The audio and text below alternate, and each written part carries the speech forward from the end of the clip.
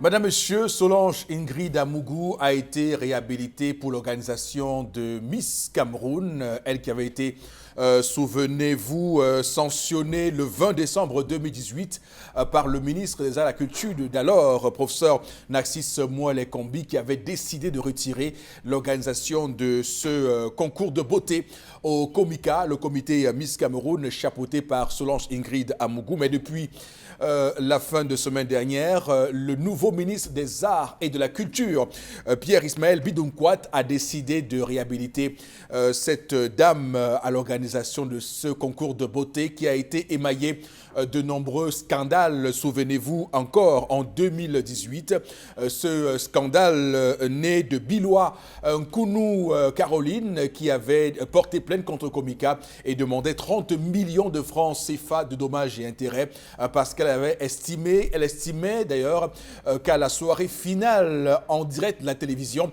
on lui avait refusé l'accès au podium pour défendre son projet et cela avait eu selon elle un impact, une influence sur les résultats du concours. Il y a également, toujours en 2018, la Miss Cameroun 2018 élue Caroline Aimé Seke qui, comme vous le savez, avait été au centre d'une polémique dans une vidéo où elle avait du mal à chanter l'hymne national du Cameroun. Ça avait fait débat à l'époque encore. Souvenez-vous aussi, en 2016, Julie Chegueux, la Miss Cameroun 2016, qui avait été destituée par le Comica parce qu'on jugeait qu'elle n'était pas très soumise, pas malléable.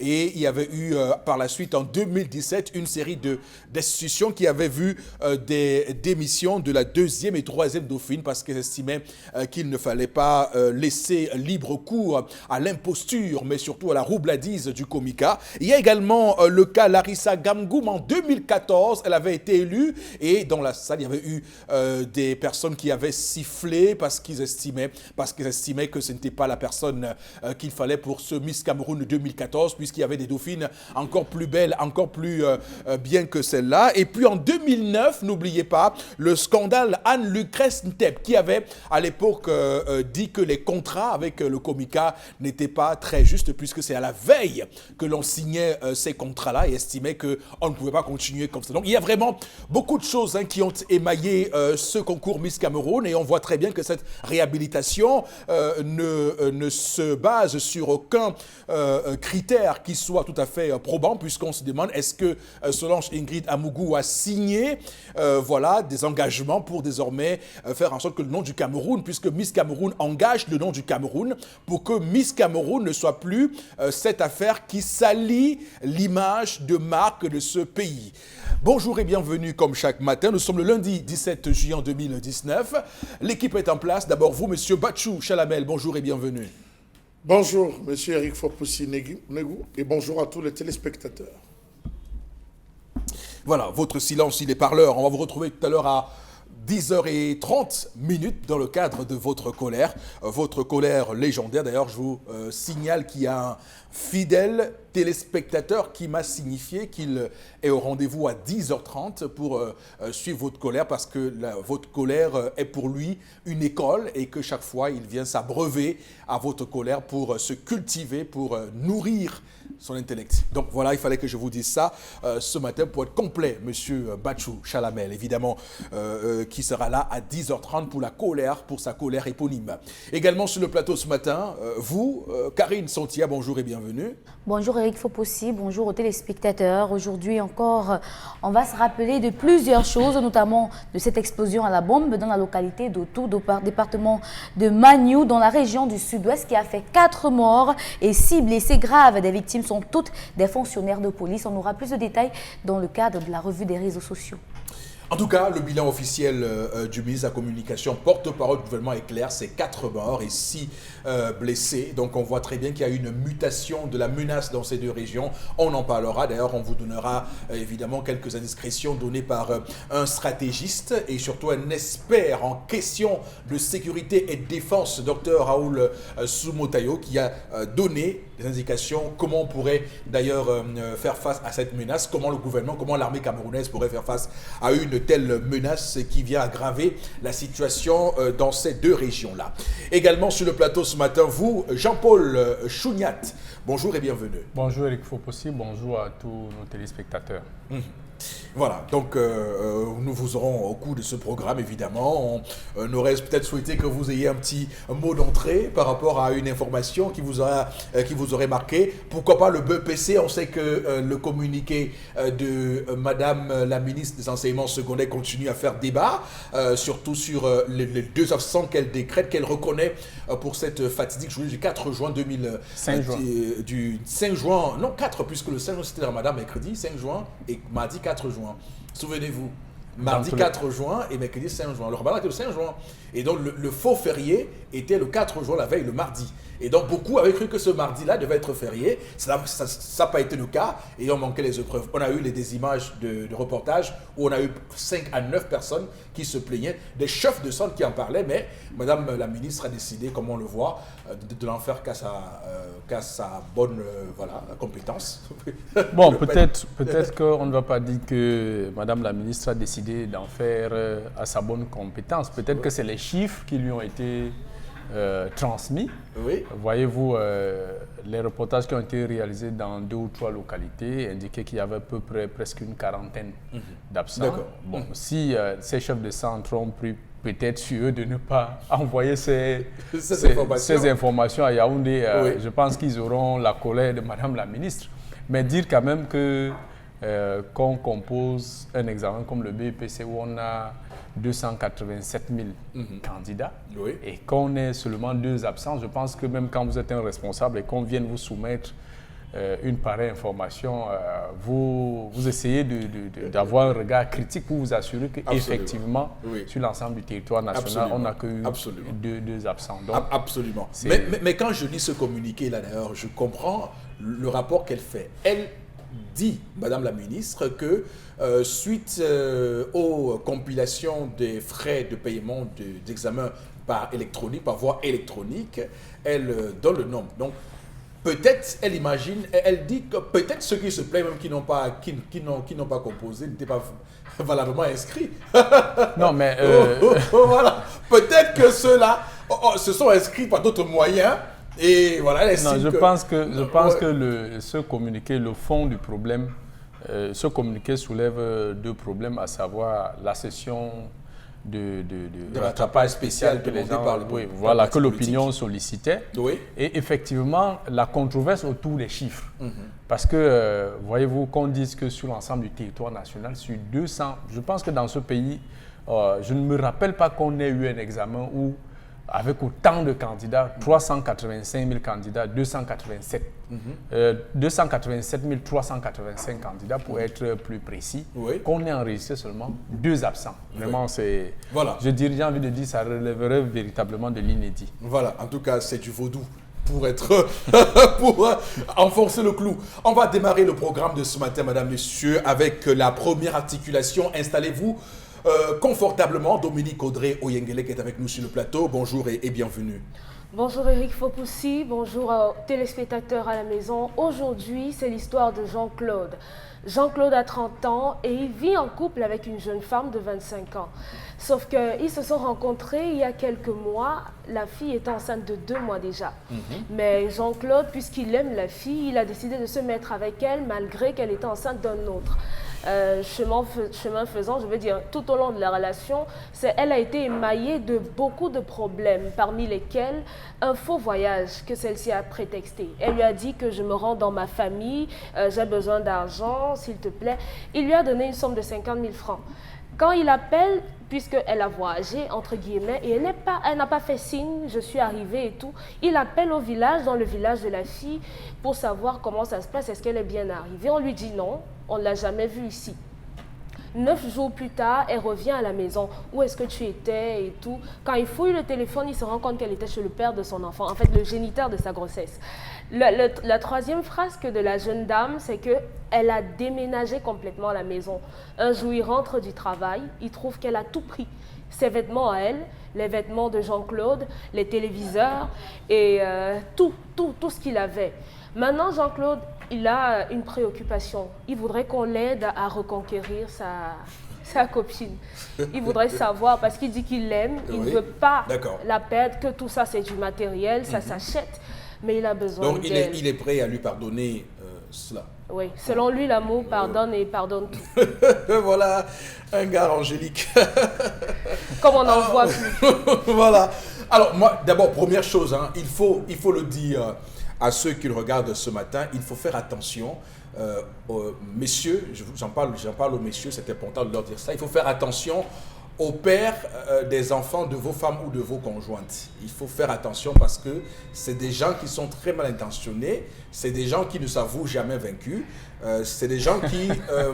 oui, non, mais je le dis parce que c'est important, ça peut sauver des vies, ça peut changer une vie, ce que je dis là actuellement. Donc, il faut faire attention à ça. Mais d'ailleurs, il faut saluer ce Jean-Claude. J'estime quand même que c'est rare. J'ai vu des gens parfois qui sont répugnants envers les femmes enceintes, comme si une femme enceinte est une sous-femme. J'ai vu des gens comme ça qui sont répugnants, qui repoussent de manière catégorique les femmes enceintes. Mais là, on voit un Jean-Claude qui comprend que la vie est essentielle, la vie est vitale, la vie est indispensable et que la vie, on doit la célébrer. Et c'est pourquoi il ne pose pas de préalable, de conditions pour prendre cette femme. Il a vu au-delà de la grossesse, au-delà d'un père, il a vu une femme qu'il a aimée et qu'il aime désormais. Alors, je commence par vous, Karine Sontiap, ce matin d'ailleurs. J'inaugure les prises de parole par vous ce matin. Ça vous pose un problème, non? Voilà, ça me rassure. Elle n'a même pas eu le temps de répondre. Alors, comment vous trouvez cet homme, ce Jean-Claude-là, dans sa manière de faire? Jean-Claude, il s'est un peu éloigné de la raison, c'est vrai. Mais parfois, l'amour, c'est aussi ça. C'est-à-dire que oublier la raison, oublier le commun des mortels. Vous avez la voix cassée là, ce matin? Oui, j'ai la voix cassée. C'est pour ça que depuis le matin, je ne peux pas faire trop d'efforts avec ma gorge. Un week-end arrosé, c'est ça? Non, du tout. D'accord. C'est un début de tout. Voilà, alors, heureusement. D'accord. Je disais tantôt que, en fait, moi je me dis que Jean-Claude c'est un homme, même si c'est un peu éloigné de la raison, on va dire que c'est normal lorsqu'on est amoureux. Et être amoureux d'une femme qui porte dans son ventre un enfant d'un autre, je ne vois pas ce qu'il y a de criminel là-dedans. Et dire que le bémol dans cette histoire, c'est que cette femme, elle semble infidèle. Et c'est ça le véritable problème. Elle semble infidèle, elle fait des voyages et autres. Et de nos jours, tellement on esquive, on a même peur de tomber enceinte qu'on oublie qu'il existe des maladies sexuellement transmissibles. Quand elle y va, elle fait quoi? Avec qui? C'est véritablement ça, les vraies questions que doit... Elle va retrouver le véritable père de son enfant. L'odeur de la grossesse. Moi, je vais faire fortifier, comme on dit, son bébé. Entre guillemets, son bébé. Vous savez, d'ailleurs, je poserai la question à Charles Abel. Est-ce que cette affaire, qu'on dit, de fortifier les enfants, est-ce que ce n'est pas une poudre de perlimpinpin? Est-ce que ce n'est pas une poudre aux yeux qu'on nous vend pour permettre aux hommes de redoubler d'efforts dans leurs efforts? Voilà. Moi, je vais faire un coup de gueule ce matin aux femmes et aux filles. Karine, oui. Quand vous prenez la peine de garder l'enfant de quelqu'un dans votre ventre, sachez qu'il peut être votre époux. Ne vous baladez pas n'importe comment parce que le premier a vous dit qu'il vous aime malgré votre grossesse, vous le supportez et vous acceptez justement et vous n'êtes pas heureuse. On l'a abandonnée. Cette femme, non, on sent, elle a été abandonnée, oui. Mais elle est tombée sur la première personne qui a dit je t'accepte comme telle. Et ça, c'est encore grave. C'est-à-dire qu'elle met en branle le cœur d'une personne qui l'aime pour ce qu'elle est, et pourtant elle ne l'aime pas. Donc elle aurait dû faire le deuil d'abord. Elle fait d'abord le deuil de sa relation. Oui. Parce que généralement, pour se remettre de ce genre de choses, un monsieur qui abandonne une femme enceinte, pour faire le deuil, c'est au moins 1 an. C'est-à-dire que de voir son enfant commencer à s'asseoir pour dire au moins je t'ai eu toi, pour se refaire une santé amoureuse. Je ne trouve pas normal qu'une femme qui a encore des séquelles de son ancienne relation se remettre dans une autre relation pour faire souffrir l'enfant d'une À 2 mois de grossesse d'ailleurs, parce qu'à 2 mois de grossesse, les femmes sont parfois... Elle peut même encore, moi ce matin je suis très en colère par rapport à cette histoire parce qu'elle peut à ce moment-là être même dans une situation où c'est elle qui a fui le père de son enfant. Elle peut avoir raconté n'importe quoi à ce monsieur, à ce jeune homme. Lui dit que non, le père de mon enfant a fui et tout. Elle a vu qu'il a peut-être certains biens qui seraient bien pour son confort à elle et elle silence. Et ça peut aussi être des arnaqueuses, elles existent. C'est-à-dire qu'une fille, elle se met en relation avec un homme, elle fait tout pour que elle et lui arrangent, fassent des compromis pour qu'elle se mette avec quelqu'un d'autre pour pouvoir assurer le confort du père père de son enfant. Donc, il y a tellement de choses dehors que, on va pas dire que toutes les filles sont comme ça, mais par rapport à l'histoire de ce matin, il y a beaucoup de choses qui sont incompréhensibles dans cette histoire. Être enceinte d'un homme, se mettre avec un autre et à chaque fois rentrer, ça veut dire qu'on n'a jamais fait le deuil de sa relation. Ok, d'accord. Alors, Jean-Paul Chouniat, Karine est en train de dire qu'on doit ce matin tirer à boulet rouge sur cette femme infidèle et qu'il ne s'agit pas du tout de banaliser cet acte qui, pour elle, n'est pas acceptable du tout. Mais sauf qu'on peut lui trouver les circonstances atténuantes. Lorsque vous êtes enceinte, vous portez l'enfant de quelqu'un, il y a ce lien qui vous unit. On pourrait comprendre que ce lien-là puisse vous permettre quelquefois d'avoir le manque de cette personne et d'inventer des choses, des prétextes pour aller le retrouver. Vous n'étiez pas en relation. Oui. Non, je pense qu'avant de se prononcer sur ce sujet, Oui.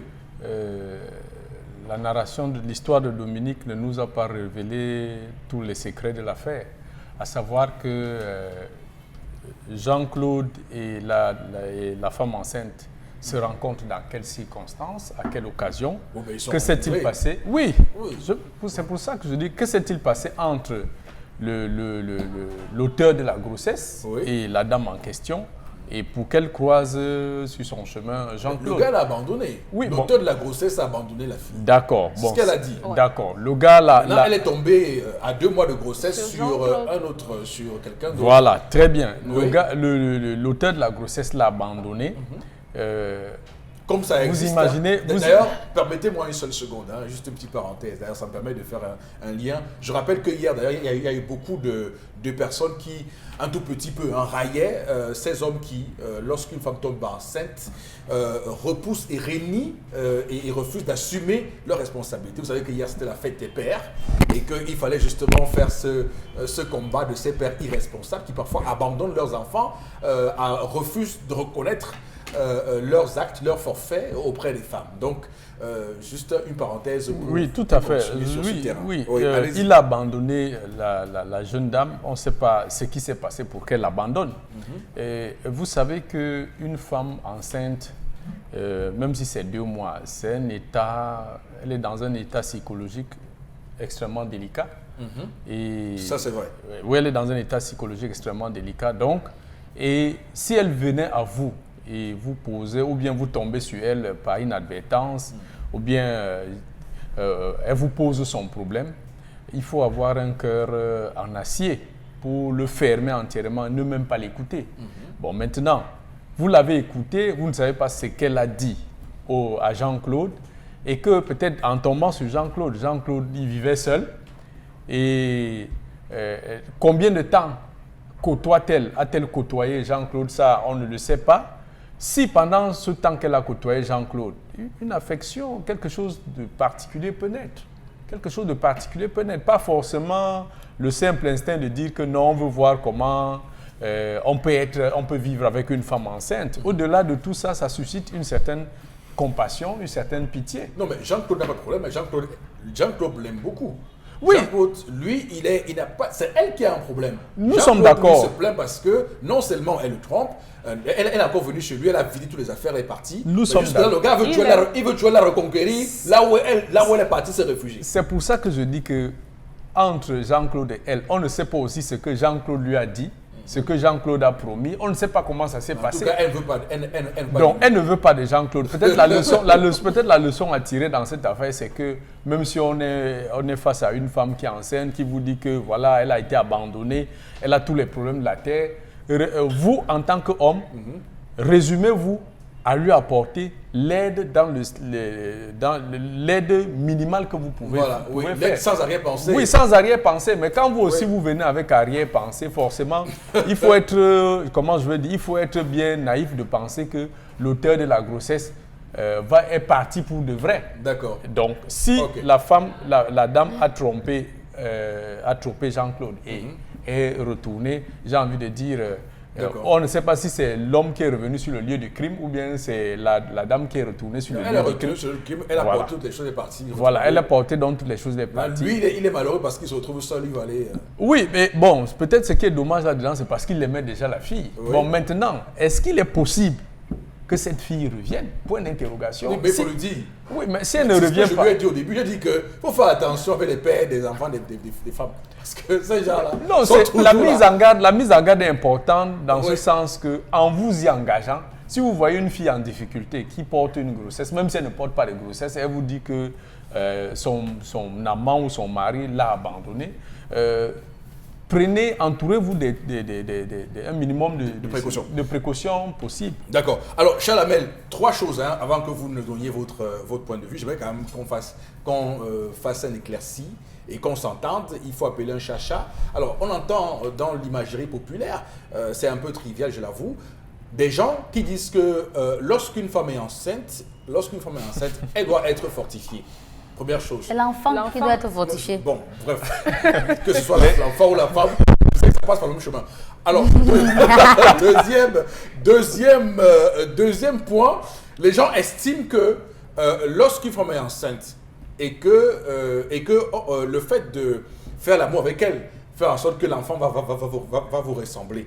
Et que si une femme est enceinte, elle fait l'amour avec quelqu'un d'autre, l'enfant va forcément ressembler à la personne. Vraiment, je ne sais pas si c'est vrai. Et puis, troisième point, non mais écoutez, pourquoi vous riez, Karine? Moi, je veux juste que Charles Hamel nous donne scientifiquement, c'est pas possible. C'est éclaircissement là-dessus. Et puis, est-ce qu'il y a un risque, troisième point, est-ce qu'il y a un risque pour une femme de coucher avec un autre homme que le père de la grossesse, pendant sa grossesse? Y a-t-il des malédictions? Y a-t-il des choses qui peuvent arriver? Enfin, j'entends parfois ça. Alors, M. Rikfopoussi, la première question, l'acte sexuel en lui-même prépare la femme, c'est-à-dire prépare toute la paroi vaginale de la femme à faciliter l'évacuation et la délivrance de l'enfant. Raison pour laquelle il faut constamment entretenir des rapports sexuels pour fluidifier. À l'hôpital, lorsque la femme arrive, lorsqu'elle a des débuts, on dit qu'elle est à un doigt. Parfois, elle peut passer toute une journée à un doigt, elle passe 2 jours même, et c'est à peine si elle va au deuxième doigt. Qu'est-ce qu'on lui dit? On lui dit, est-ce que madame, vous entretenez de manière constante et régulière des rapports sexuels avec votre mari? Ça, c'est ce qui se passe, c'est ce qu'on dit à l'hôpital. Donc, maintenant, dire qu'il faut fortifier, je ne vois pas parce que le cocon, il est fermé.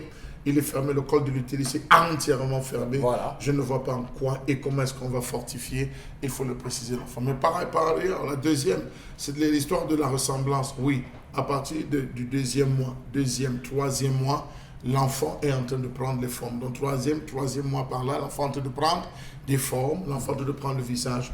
La présence de la femme, et on demande généralement à la femme d'être entourée de personnes bien, des personnes qu'elle aime, des personnes qu'elle affectionne. Et c'est la raison pour laquelle, à partir de 3 mois, vous allez voir, la femme est très pensive. La femme est très pensive, elle est toujours dans son coin replié. C'est la période des interrogations parce que le ventre sort. Elle se pose des questions. Qu'est-ce qui est dans mon ventre? Est-ce que l'enfant va sortir? Normal, il faut qu'il y ait des gens bien d'un côté d'elle. Et c'est là où on dit que l'enfant prend le visage de la personne qui, n'est-ce pas, va ici avec la maman. C'est à ce moment. C'est pour ça qu'on demande à tous les hommes de ne pas dormir derrière la femme à ce moment, mais de dormir devant la femme. Il faut aussi pour la voir dans les yeux, que ce soit ce visage qui se macule, son visage qui se macule. Ça, c'est traditionnel. Le dernier point, la dernière question, M. Rifo, tout le monde n'est pas bien.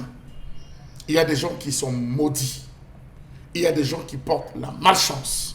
Et il y a des personnes, M. Rifo, qui sont dotées d'un esprit, d'une méchanceté. Parfois, ils ne savent même pas. Il y a d'autres qui sont possédés par des démons.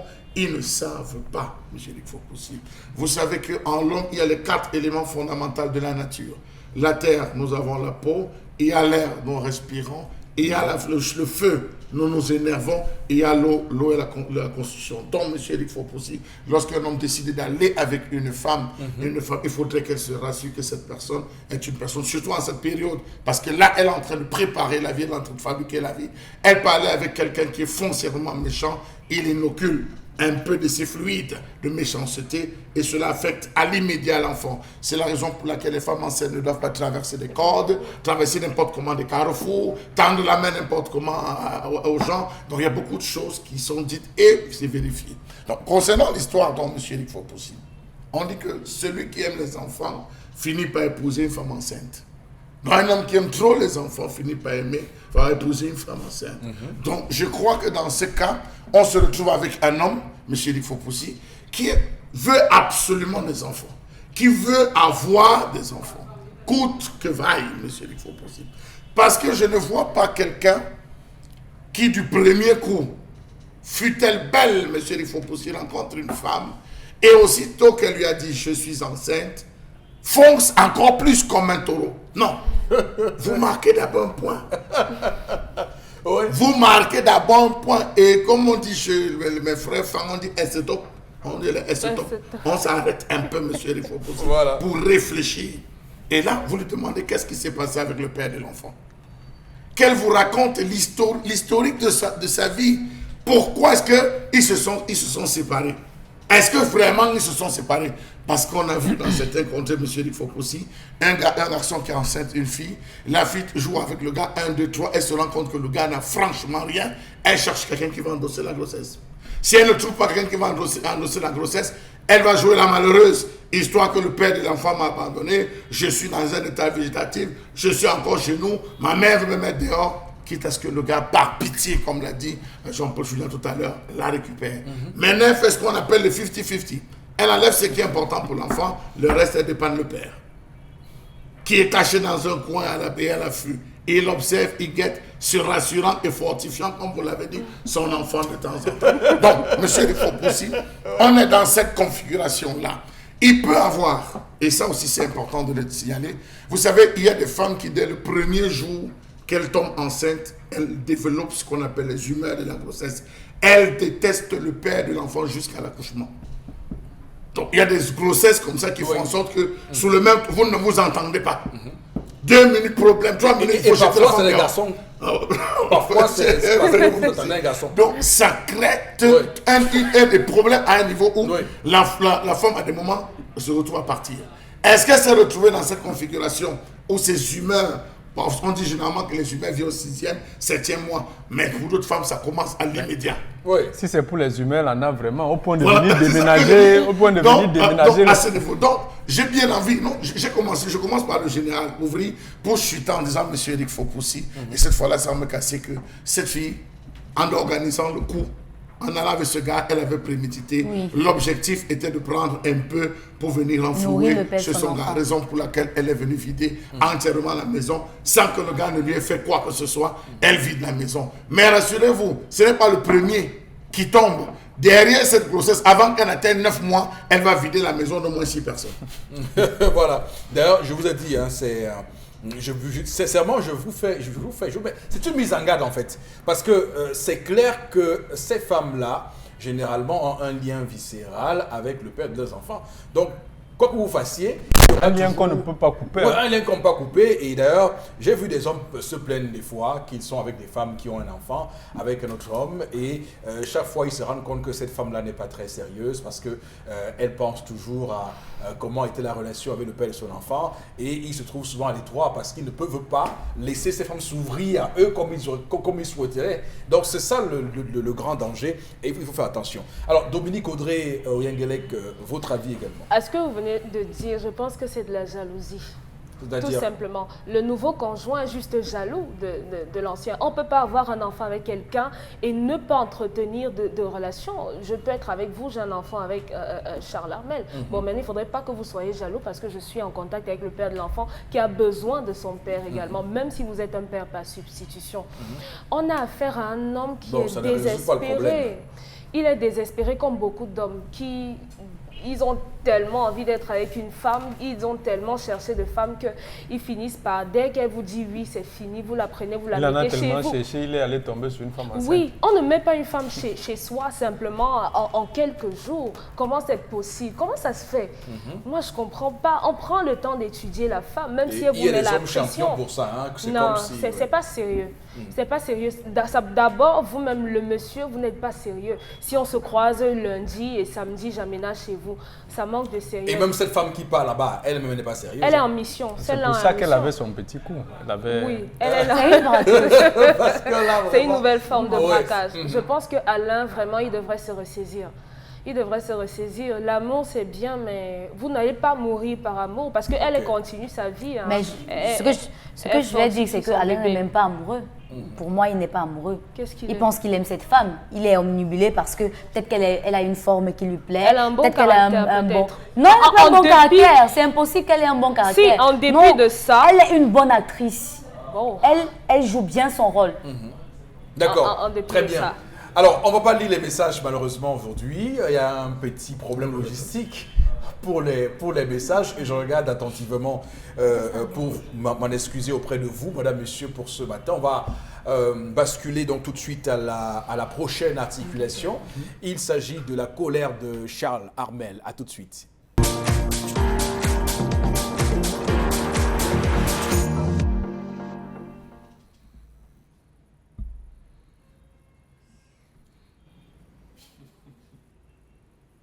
Je m'interroge ce jour sur la question de la prostitution au Cameroun.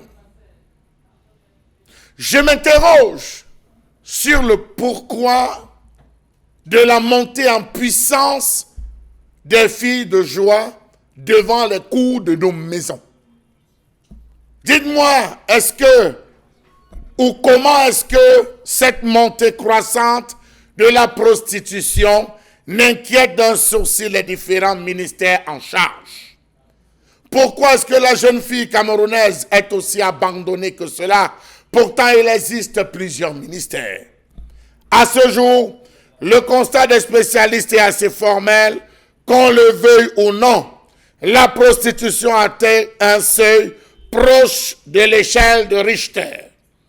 Des jeunes enfants, filles mères, toutes prostituées, dont l'âge varie entre 13 et 18 ans, sont en train de ravir la vedette aux femmes adultes dans les villes camerounaises où jusqu'ici il était pourtant rare de trouver une seule adolescente au poteau.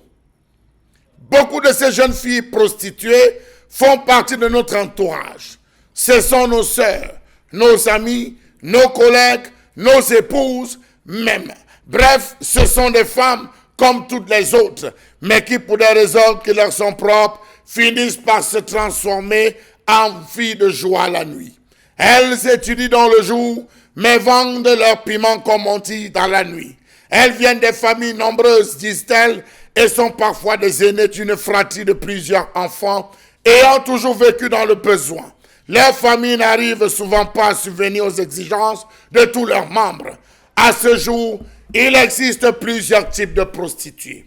Nous avons les prostituées de luxe, celles-là qui fonctionnent loin de la rue, loin des regards curieux, mais qui évoluent dans les milieux discrets, lors de grandes rencontres, dans les hôtels et maisons closes spécialisées. Celles dont le rôle est celui de tenir compagnie à des hommes fortunés contre rémunération.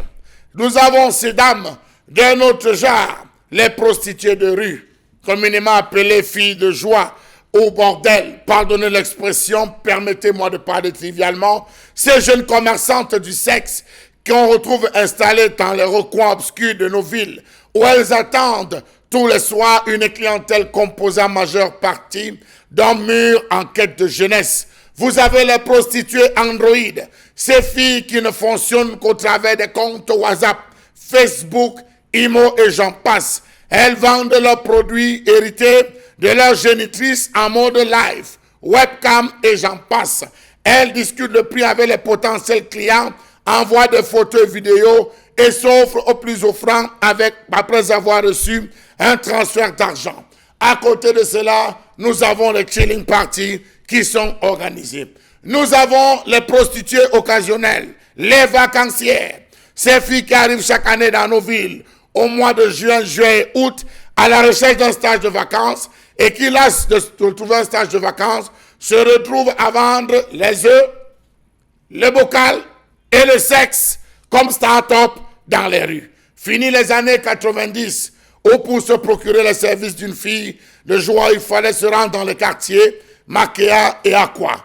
Aujourd'hui, telle une tenue de poussière, on les retrouve partout. Bonaberi, Dedo, Bonamoussadi, Bepanda du sport, Newbel, Ndokpasi, Madagascar, Brazzaville, Ange Raphaël, Ngangue, Makepe Lokpom, Lokbessou, Ndokpom, Bali, PK8, Bonanjo. Le siège des institutions administratives, elles y sont bien installées, avec aujourd'hui en tête de proue Bonaberi qui vient de battre le record. Un peu plus de 700 filles. 700 filles, chaque soir déambule à partir de Bonasama. Bonasama jusqu'à 4 étages. Elles se baladent, livrant ce qu'elles ont de mieux. Que dire, que faire lorsqu'on a dans nos villes des filles qui pour sortir se déshabillent et qui pour dormir s'habillent? Voilà, on est clairement dans une dérive totale et c'est cela que vous dénoncez ce matin, Charles Hamel. Je voudrais convoquer ici l'article 343 du Code pénal qui fait de la prostitution une infraction au Cameroun. Si vous êtes prostituée, vous êtes une hors-la-loi. Il faut déjà le dire et cela est susceptible de vous amener en prison. Donc déjà, il faut qu'on s'entende sur ces termes-là, même si le débat est aussi avec le proxénétisme qui n'est pas très loin de l'infraction de prostitution. On voit aussi que pour lutter contre les méfaits de cette prostitution, d'autres pays ont décidé de légaliser, d'en faire quelque chose de légal et de faire de ces travailleuses de sexe, pour utiliser un terme qui est très commun dans le milieu des ONG, ces travailleuses de sexe, disais-je, des personnes qui constituent en elles-mêmes des entreprises. Vous verrez qu'en Allemagne, par exemple, à la veille de la Coupe du Monde 2006 en Allemagne, il y avait eu toute une série de lois, d'aménagement, de textes qui avaient permis à des Allemands de pouvoir être préparés à recevoir le monde entier en Allemagne et de faire ce métier-là de manière tout à fait correcte. Et on voit bien que là-bas, il y a des choses qui sont prises. Par exemple, lorsque vous allez avec une prostituée là-bas, si vous attrapez une maladie, par exemple, vous lui portez plainte et elle vous dédommage, même si j'estime que vous pouvez avoir une maladie incurable. Donc, il y a quand même des mesures qui sont prises là-bas pour encadrer cela et de rendre cela légal. Au Cameroun, cela découle, on le voit très bien, d'une dérive totale. C'est que nous avons, et c'est là la nouveauté avec Bonaberi, c'est qu'il y a la crise anglophone, il y a les deux régions nord-ouest et sud-ouest qui sont en conflit, et ces conflits-là ont créé des déplacés, des cadets sociaux, comme on le dit parfois, les cadets sociaux, qui fuyant la crise et étant en besoin humanitaire, se sont déplacés dans d'autres villes du Cameroun, et arrivés là-bas, elles se sont retrouvées, comme on le voit très bien, dans une situation d'indigence. Elles n'ont pas d'argent, qu'est-ce qu'elles doivent faire? Elles n'ont pas de logement, qu'est-ce qu'elles doivent faire? Donc, c'est la question. Et votre chronique ce matin a un sens parce que justement, on se demande ce qu'a fait le gouvernement pour faire en sorte que cette situation ne nous arrive pas. Mais je commence par vous, Jean-Paul Chouniat. Quelle est votre lecture de ce phénomène? Beaucoup estiment qu'il n'est pas nouveau, mais nous, on pense Mordicus, nous, on soutient Mordicus que ce phénomène quand même a pris de l'ampleur avec la crise anglophone, même si beaucoup nous le contestent. Bon, forcément, hein, quelqu'un qui le conteste, sauf à vouloir refuser de se regarder dans la glace, oui. Il est clair qu'avec cette arrivée massive des déplacés de la crise anglophone, parmi elles, vous avez, quand vous allez à Bonaberi, il y a des maisons où ils sont 7, 8, parfois une quinzaine dans une maison. Vous avez des jeunes filles qui ont entre 17, 21 ou 23, voire 24 ans. Les conditions de vie sont extrêmement rudes. Vraiment, je pense qu'il y en a qui se sont retrouvés dans cette activité-là par instinct de survie. Instinct de survie, pourquoi? Parce qu'elle n'a pas de quoi manger, elle n'a pas où bien se loger, elle n'a pas où dormir, elle n'a pas le minimum. Donc oui. Forcément, dans ces conditions, la première réaction pour une jeune fille, c'est de se faire belle et essayer de se faire séduire. Ça, c'est la moindre des choses. Oui. Ce qui arrive à Bonaberi, le même problème se pose dans le Noun. Avec une arrivée massive de jeunes filles, la prostitution a pris de l'ampleur dans la ville de Fumban. Donc, c'est dû à cette... Alors, moi, je voudrais juste, avant que vous continuiez, vous avez dit que c'est dû à la crise anglophone, vous continuerez juste où vous avez arrêté. Je voulais juste dire ceci. Alors, pour ceux qui nous regardent ce matin, je voudrais qu'on soit clair. Toutes choses étant égales, nous ne sommes pas en train de dire qu'au Cameroun, les prostituées sont des filles qui viennent exclusivement des régions du Nord-Ouest et du Sud-Ouest. Tout à fait. Pour qu'on soit d'accord, c'est une précision importante. Nous ne sommes pas là dans une entreprise de stigmatisation. Tout à fait. Parce qu'avant leur arrivée, la ELF, Bepanda et tout, ça existait. Oui. Donc la précision vaut vraiment la peine. Donc à côté de ça, j'ai envie de dire que c'est une prostitution de circonstances, parce que les conséquences de la crise anglophone, de même que on voit seulement les filles prostituées, de même que le nombre de malfaiteurs, de braqueurs, forcément ça va augmenter dans cette l'insécurité. Voilà, l'insécurité. Oui. Donc c'est un peu lié à tout ça. Donc maintenant, la prostitution pris en dehors de ces conséquences de la crise anglophone. Je pense que quelqu'un avait dit la prostitution c'est le plus vieux métier du monde. Mais dans les pays, peut-être qu'on n'a pas la même perception chez nous que dans les pays occidentaux où c'est légalisé, de même que l'homosexualité et tout ça. Ça ne fait pas partie de nos mœurs. Donc, c'est un peu difficile. Avant même, les filles qui pratiquaient ce métier avaient beaucoup honte. Elles se cachaient pratiquement. Donc, je pense que même aujourd'hui, il y en a qui se cachent encore. Mais avec les réseaux sociaux et tout ce que ça entraîne, ça a pris... Charles Hamel l'a dit, hein, voilà. Il y a beaucoup de filles qui aguichent, le terme je le pèse suffisamment, aguichent les hommes sur les réseaux sociaux. Vous voyez les filles qui viennent en inbox, vous envoyez des messages groupés, vous sentez que c'est un message groupé, elle envoie ça à tout le monde, et elle vous dit que voilà mon WhatsApp, elle met son numéro, tout à fait. Fille sexy bio. Il y a même des pages Facebook. Il y a des pages, oui, il y a une page là, je ne veux pas prononcer le terme de cette page-là, qui organise des soirées entières où la débauche, le délire satanique se rencontrent. Donc malheureusement, nous Donc la seule chose, je pense que face à ça, face à la prostitution naturelle et peut-être parce qu'il faut aussi dire qu'on ne peut pas l'éradiquer totalement. On ne peut pas l'éradiquer totalement. C'est comme le vol, on ne peut pas l'éradiquer totalement. Donc je pense qu'ici, il y a eu un relâchement. Il y a eu un relâchement, il y a un véritable relâchement des pouvoirs publics parce que si c'est inscrit, si c'est mentionné dans le code pénal, ça veut dire que c'est une infraction qui se commet au vu au su de tout le monde. Peut-être que ceux qui sont même chargés de sanctionner ces infractions, eux-mêmes participent à... Vous voulez dire qu'ils sont des clients? Non, oui, forcément, même des proxénètes. Oui, mais c'est pour ça que je dis que vous ne pouvez pas... Ce sont les clients, on n'est pas loin de proxénètes. Hein, si on est client, on offre. C'est pour dire quoi? Ça veut dire que si on est client, on est aussi complice. C'est pour dire... Au même titre que le proxénète. Non, c'est pour dire que face à l'ampleur de ce phénomène, il faut... D'abord, concernant le cas de la crise anglophone, il faut résoudre cette crise. Parce qu'il y a des gens aujourd'hui qui ne demandent qu'à rentrer chez eux. Mais quand vous ne pouvez pas rentrer chez vous, vous vous retrouvez dans une situation comme celle que nous décrions là. Forcément, il y a des dérives et des égarements qui surviennent. Vous voyez un parent qui s'est déplacé, peut-être il a 6 enfants, parmi lesquels les grandes filles. Il ne peut pas offrir le minimum à ses enfants. Que voulez-vous? Les enfants sont quelque peu abandonnés à eux-mêmes et les filles sont obligées de se battre, comme on dit au quartier. Et parmi les moyens... Elles sont obligées de se battre. De se battre, oui. Et se battre là, c'est vendre son corps, offrir son corps. Mais Eric faut pousser parce que même s'il faut commencer une petite activité une activité de petit commerce, s'il vous faut un fonds de 20 000, elle prend les 20 000 où? Non, mais on a vu des femmes aller dans les chantiers. Hein. J'ai vu une femme, l'image circule sur les réseaux sociaux. Il y a une femme là qui avec avec une truelle et elle est en train de, avec les partants, malheureusement, remonter les murs. Malheureusement, tout le monde. Non, permettez-moi, je vous en prie, Jean-Paul Chouniette. On est au 21e siècle et il y a une doctrine qui réclame une certaine égalité entre l'homme et la femme.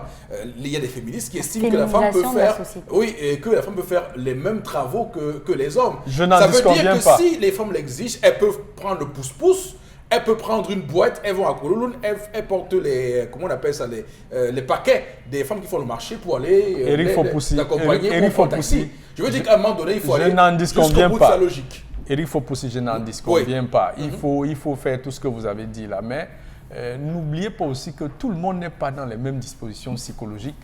La preuve, même si vous prenez les hommes, mais il y a des hommes qui ne travaillent pas, qui ont choisi de ne pas travailler. Donc ne pensez pas que c'est automatique, systématique chez les femmes que si je n'ai rien à faire, il faut à tout prix que je trouve un moyen de travailler en dehors d'aller faire la prostitution. Donc, ce sont des raccourcis de la vie. De même que les garçons vont voler, vont braquer et tout. Donc, D'accord. Ok, merci Jean-Paul. Chouniette, on va évidemment prendre l'avis de Karine Sontia qui s'est tout de suite rapidement avancée parce qu'elle parlait de proxénétisme, les proxénètes. Alors, il faut juste expliquer à ceux qui nous regardent ce matin, c'est que les proxénètes sont un peu comme les chefs d'entreprise. Les fournisseurs. Les chefs d'entreprise, c'est eux qui, évidemment, ont parfois un parterre de 20 ou 50 filles qui travaillent pour eux, en réalité. Donc, elles travaillent et elles reversent l'argent. Ils opèrent aussi parfois au vu au-dessus des autorités. Voilà, et parfois, ces proxénètes-là peuvent aussi, on va le voir parce que c'est une piste que c'est un psychologue qui m'en parlait encore il y a une semaine. Il disait, il faut qu'on essaye de voir, est-ce qu'il n'y a pas une entreprise de proxénétisme qui s'est créée autour de la crise anglophone. Est-ce qu'il n'y a pas des oncles qui sont un peu malsains, qui vont au village, dans ces zones-là, disent aux parents, non, envoyez-nous vos enfants, nous on va les encadrer en ville, mais arriver en ville, bon, moi je trouvais quand même que c'était osé de penser ça, même si ce n'est pas exclu, de penser ça qu'un oncle puisse faire ça à sa nièce. Bon, moi je trouve ça quand même assez inhumain. Mais beaucoup parlent, Karine Sontia, de l'échec du plan d'assistance humanitaire qui aurait pu endiguer ces besoins-là et aurait pu permettre à ces jeunes filles de bénéficier des 12 milliards de francs CFA qui avaient pompeusement été collectés, on se souvient, quelques mois. Mais là, M. Fopossi, on parle là de la prostitution ou encore de cet envahissement de prostitution qui est né suite à la crise anglophone. Mais la prostitution n'est pas un phénomène au Cameroun, c'est un fait. C'est-à-dire que ça existe depuis. Et ça habite auprès de nous. C'est-à-dire qu'à chaque pâté de maison, il y a des prostituées, il y a des maisons de prostituées, il y a des ampoules rouges, il y a. C'est-à-dire que nous avons tous entretenu cela. Nous avons quand même des forces de sécurité, des défenses et autres, qui visitent souvent des snack bars, des petits hôtels, qui voient dans ces snack bars qu'il y a des petits motels, qu'il y a des auberges, et qui ne demandent qu'à avoir des prostituées. Et dans chaque endroit où vous allez trouver un hôtel, un motel ou l'auberge, sachez qu'il y a des prostituées. Vous voyez, dans certains restaurants de la ville de Douala, si vous êtes quelqu'un qui est très observateur, vous entrez, vous vous asseyez, prenez un seul verre. Si ces femmes ou encore ces prostituées vous observent, parviennent à apprécier le prix de votre chaussure, apprécier le prix de la qualité de votre cravate, votre veste et autres, elles vont s'asseoir à votre table. Bonsoir monsieur, est-ce que je peux me joindre à vous? Ainsi de suite. Je dis bien, ça c'est ce qui s'observe. Donc, il ne faut pas qu'on pense que la prostitution est quelque chose qui est né avec la crise anglophone. C'est quelque chose qui existe. Et si vous avez besoin de vérifier, allez à la est-ce que vous ne reconnaissez pas quand même qu'avec cela, et Chalamel l'a évoqué dans sa chronique, justement, il parlait de cette prostitution où davantage nous avons des filles entre 13 et 18 ans, il allait jusqu'à 20 ans, alors qu'à l'époque, nous savions que les prostituées étaient parfois des femmes adultes. Donc, est-ce que vous ne reconnaissez pas quand même qu'il y a ce nouvel élément qui rentre en jeu? Elles existent, ces enfants-là, depuis bien longtemps. Oui. C'est-à-dire qu'un jour, je rentrais d'un événement, je suis passée par la Elf, et je ne savais même pas que la Elf était un endroit pour... le carrefour, j'ai raté ma vie, oui, devenu carrefour Nelson Mandela. Je ne savais même pas que c'était un endroit où il y avait des prostituées. Oui. C'est-à-dire j'étais derrière une moto et j'ai vu des enfants, des petites filles, elles étaient habillées, elles étaient déshabillées, c'est ce que je vais dire. Et j'ai demandé au mototaximan qui me conduisait, mais ici c'est quel carrefour? Il me dit que hey, tu ne connais pas la Elf? Je dis que dans c'est la Elf qu'on parle depuis, dont on parle depuis, avec ces petits-enfants. Je dis ces enfants-là, à l'observation, elles pouvaient avoir maximum 18 ans. Je dis maximum. Des toutes petites filles, à côté, il y avait une femme qui faisait son poisson braisé et tout. Elles ont un téléphone. Quand vous passez, elles vous tirent, elles vous touchent. Donc, c'est pas nouveau, en fait. C'est un phénomène qui est bien entretenu par parfois même nos forces de l'ordre, qui parfois passent faire des rafles juste pour avoir du butin. C'est-à-dire que quand il vient faire la rafle, là, la fille peut lui donner même un 2000, un 3000, il la laisse partir. D'accord. En tout cas, ce qui est certain, c'est qu'on a vu avec d'abord un article Mutation, une enquête réalisée par un brillant journaliste, un jeune journaliste brillant, Renaud Inang de Mutation, qui a fait une immersion dans le milieu de Bonabéry qu'on appelle Kwassa Kwassa International, c'est un snack bar, écoutez dans le nom Kwassa Kwassa. Et ensuite, on a regardé une autre vidéo par un confrère également JRI qui a d'ailleurs montré les raisons pour lesquelles ces jeunes filles s'étaient retrouvées. Donc c'est quand même tout à fait, ça fait peur de voir tout cela. Chalabin, je vous fais couper la parole en deuxième partie. Hein.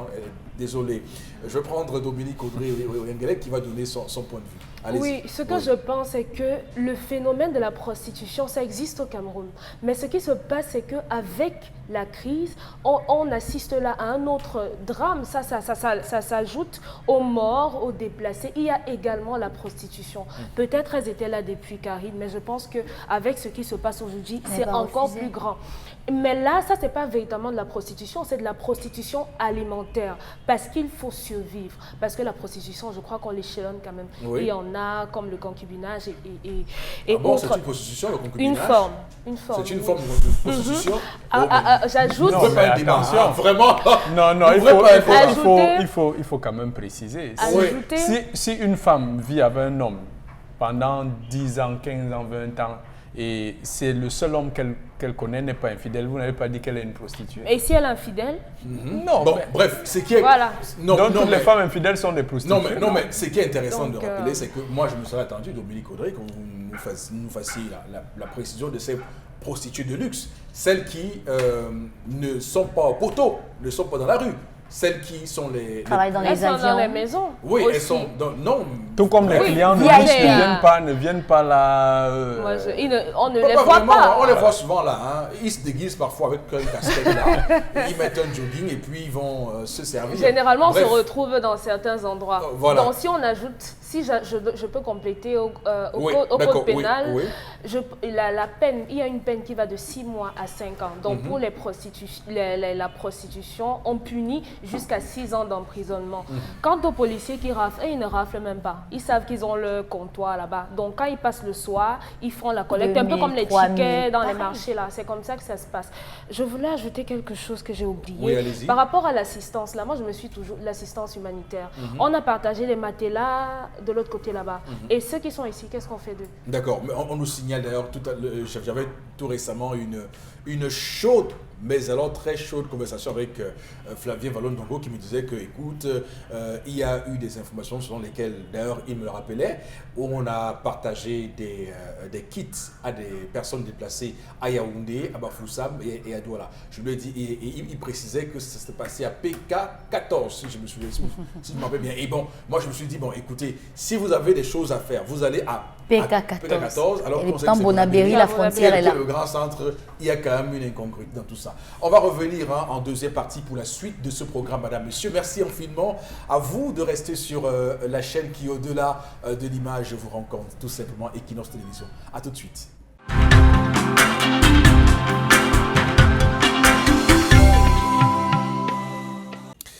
Retour sur ce plateau. Bonjour madame, messieurs, bon début de semaine. Deuxième partie de ce programme 10-12, le Zénith de ce lundi 17 juillet 2019. Nous sommes sur Equinox Télévision pour cette deuxième partie du programme. Ça, vous le savez, il y aura du contenu également. Nous allons évidemment ne pas lire les messages comme parfois, comme souvent dans ce programme, malheureusement, pour des raisons indépendantes de notre volonté. Alors, Chalamel, revenons quand même sur votre colère tout à l'heure. Vous évoquiez cette prostitution. Nous parlions des conséquences, vues comme une conséquence de la crise anglophone.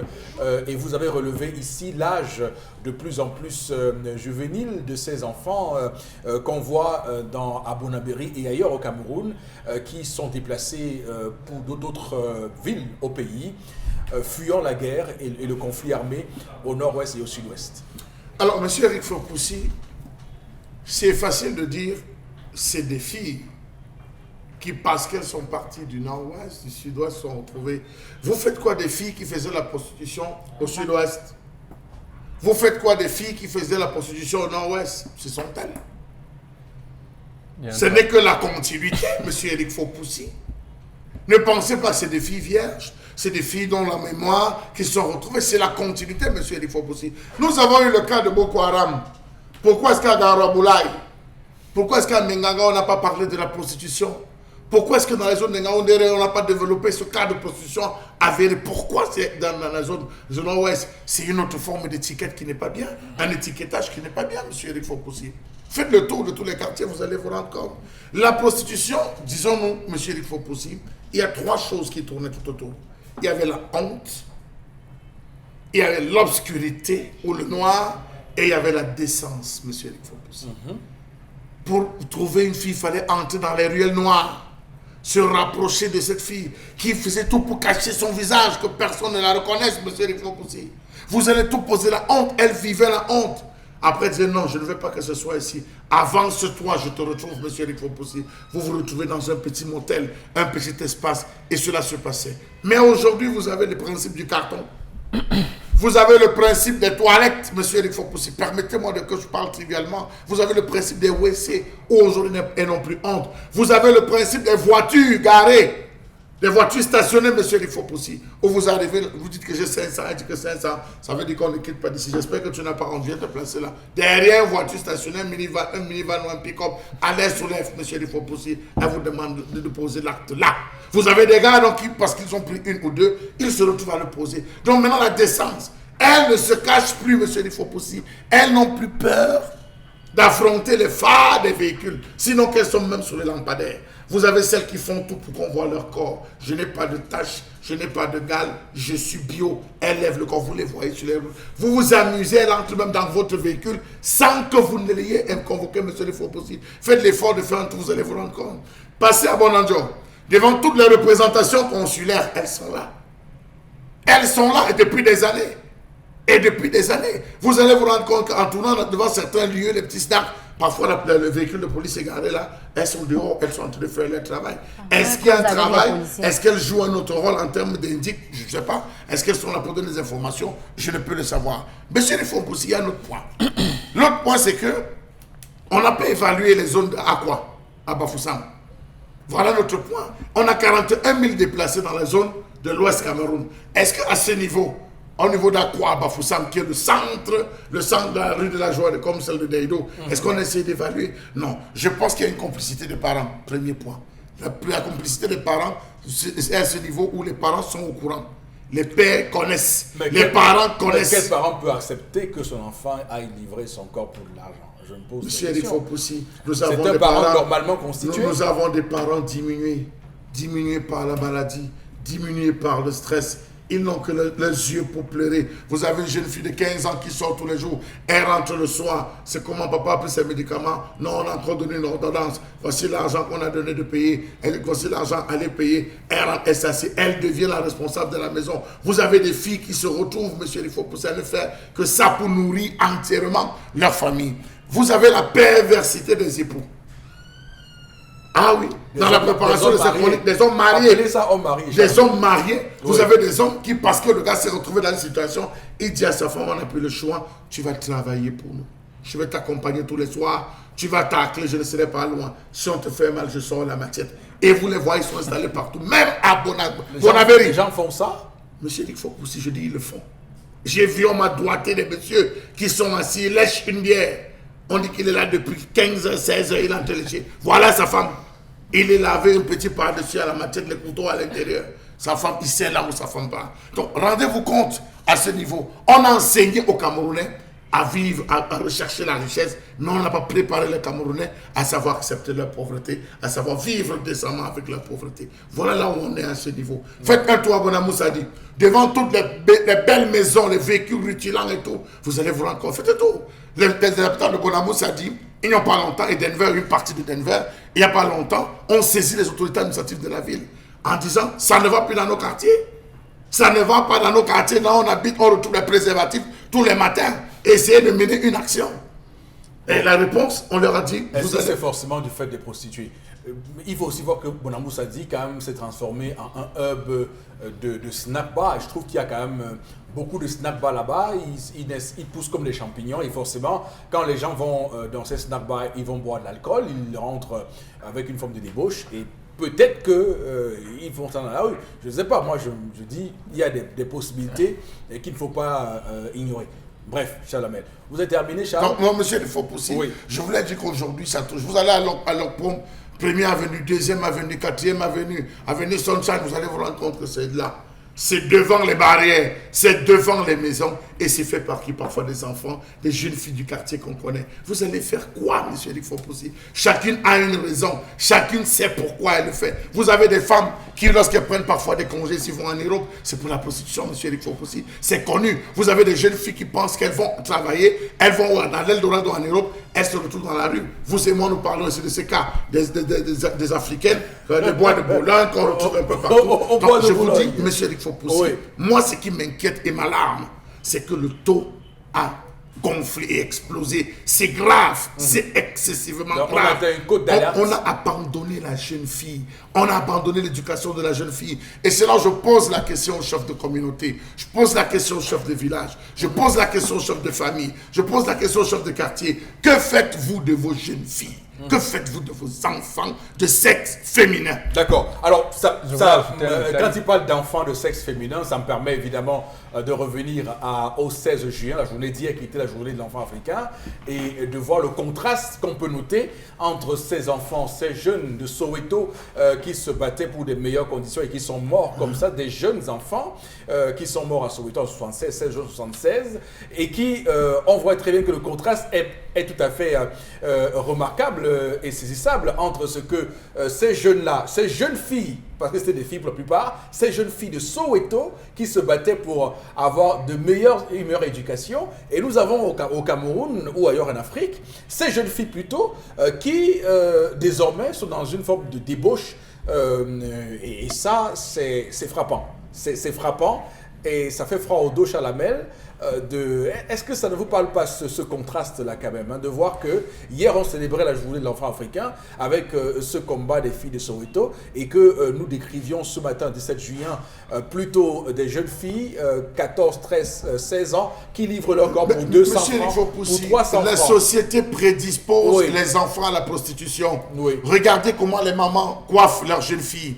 Regardez comment les mamans habillent leurs jeunes filles. Regardez comment on habille les jeunes filles. Regardez comment les mamans, pour dormir, vous voyez une maman, elle met le filet sur la tête. Elle met le cabas. Elle met les chaussettes. Elle se couche pour dormir. Elle s'habille pour dormir. Mais lorsqu'elle veut sortir, c'est mini-jupe, cuisse dehors. C'est le dos complètement ouvert. Levé, c'est le ventre, tout. Le garçon dehors. Elle se balade, c'est sur la moto, complètement nue. Vous pensez que celui qui vous voit, l'homme qui voit une jeune fille habillée comme ça, voit quoi en premier? Le sexe. Plutôt que de voir l'amour, il voit le sexe. Et il est prêt. Vous avez des filles qui vendent les œufs, qui vendent les arachides. Elle te demande, quand vous allez dire, appelle-moi, tu vends ça à combien? Elle te demande quoi? Tu dis non, ce que tu es en train de vendre. Elle dit ça, elle vous donne le prix. En mélangeant ses parties génitales, elle vous donne le prix. Si vous voulez, vous prenez en gros. Vous voyez jusqu'où on se retrouve à vivre, monsieur. C'est grave. On a compris, et je vais dire qu'il y a un concept qui est né, le concept de fille bio. Je vous dirai prochainement ce que ça signifie fille bio. Des fois, je vous dis ce que signifie swag, non? Je vous dirai ce que c'est que BIO. BIO, ce que ça signifie quand on dit fille bio. Je vous dirai ça prochainement, je vous promets. Karine Soja, je vous vois très intéressé. Alors oui, Jean-Paul Chouinard, vous souhaitiez apporter une précision. Oui, allez-y, oui. Je voudrais indiquer que, parce que dans toute cette affaire, les responsables ou alors les coupables trouvés, c'est d'abord les filles elles-mêmes, à entendre la façon dont nous parlons ici. Mais je pense que c'est une responsabilité partagée parce que, voyez-vous, si ces filles se postaient à tous les coins de rue et que les hommes disent que zéro prostitution, nous n'allons pas vers ces filles, je crois qu'elles vont vite décamper. Oui, elles vont décamper. À partir du moment où ces filles sont postées là, nous-mêmes nous arrivons, nous nous arrêtons. Hein? Peut-être que parmi nous qui sommes ici sur le plateau, nous le faisons. Donc, je pense que la solution aussi, c'est que les hommes prennent conscience de ce phénomène et qu'ils disent que, ok, nous allons mettre un terme à ça. Voilà. Parce que si elles s'exposent dans la rue et que vous ne les regardez pas, même si vous les regardez, vous décidez de ne pas les approcher, je pense que le phénomène va... Très bien. Ça va diminuer au moins. Ça peut même disparaître. Voilà, non, sauf si la prostitution se fera maintenant entre femmes. Voilà. Alors, moi, ce qui est intéressant quand même de dire, c'est que il me souvient quand le Nigeria gagne la CAN, il y a cela. 2016, oui. Opération gratuité. Il y avait l'opération gratuité des femmes prostituées au Nigeria. Vous imaginez et je peux vous dire qu'il y en a qui en ont profité. Il y en a qui s'en sont donnés à cœur joie, qui n'ont pas boudé leur plaisir, qui sont allés à fond. Imaginez une telle opération au Cameroun, si le Cameroun gagnait. Mais les hommes sont les principaux responsables. Si le Cameroun gagnait la CAN 2019 en Égypte. En tout cas, on leur souhaite bonne chance. On va s'arrêter là pour rentrer rapidement dans la revue des réseaux sociaux, Karine Santia. Alors ce matin, dans le cadre de la revue des réseaux sociaux, comme je le disais en l'introduction de cette émission, ce matin, on parle de cette explosion d'une bombe dans la localité de Otou, dans le département de Maniou, dans la région du sud-ouest, qui a fait 4 morts et 6 blessés graves. Les victimes sont toutes des fonctionnaires de police. C'est une explosion qui survient au moment où les forces de sécurité étaient à bord d'un pick-up et faisaient des rondes et rentraient d'une distribution des biens humanitaires pour les populations déplacées et autres victimes de la crise anglophone. Elles opéraient, c'était le 15 juin 2019. Le gouvernement condamne avec une fermeté cette action et les blessés ont été conduits à la garnison militaire de Bonanjo, ici à Douala. D'accord. Alors, ce qui est intéressant, c'est que nous ne faisons pas de spéculation puisque le gouvernement a pris un communiqué signé de son porte-parole René Emmanuel Sadi, ministre de la Communication, soit dit en passant. Et dans ce communiqué, il est donc fait la précision, comme vous le faites, Karine Santia, des circonstances de cette attaque à la bombe, à engin explosif, on va le dire improvisé, engin explosif improvisé, donc c'est les EI en langage stratégique et de défense. Donc, alors c'est une première puisque jamais dans le nord-ouest et le sud-ouest on avait été confronté à ce type de menace, attentat à la bombe, pour être plus précis. Alors, il faut dire qu'il s'agit de mines, donc on creuse la terre, on essaie un tout petit peu de concocter, parce que beaucoup ont pensé que les sécessionnistes avaient acquis de nouveaux matériels. Donc non, il s'agit plutôt d'une forme de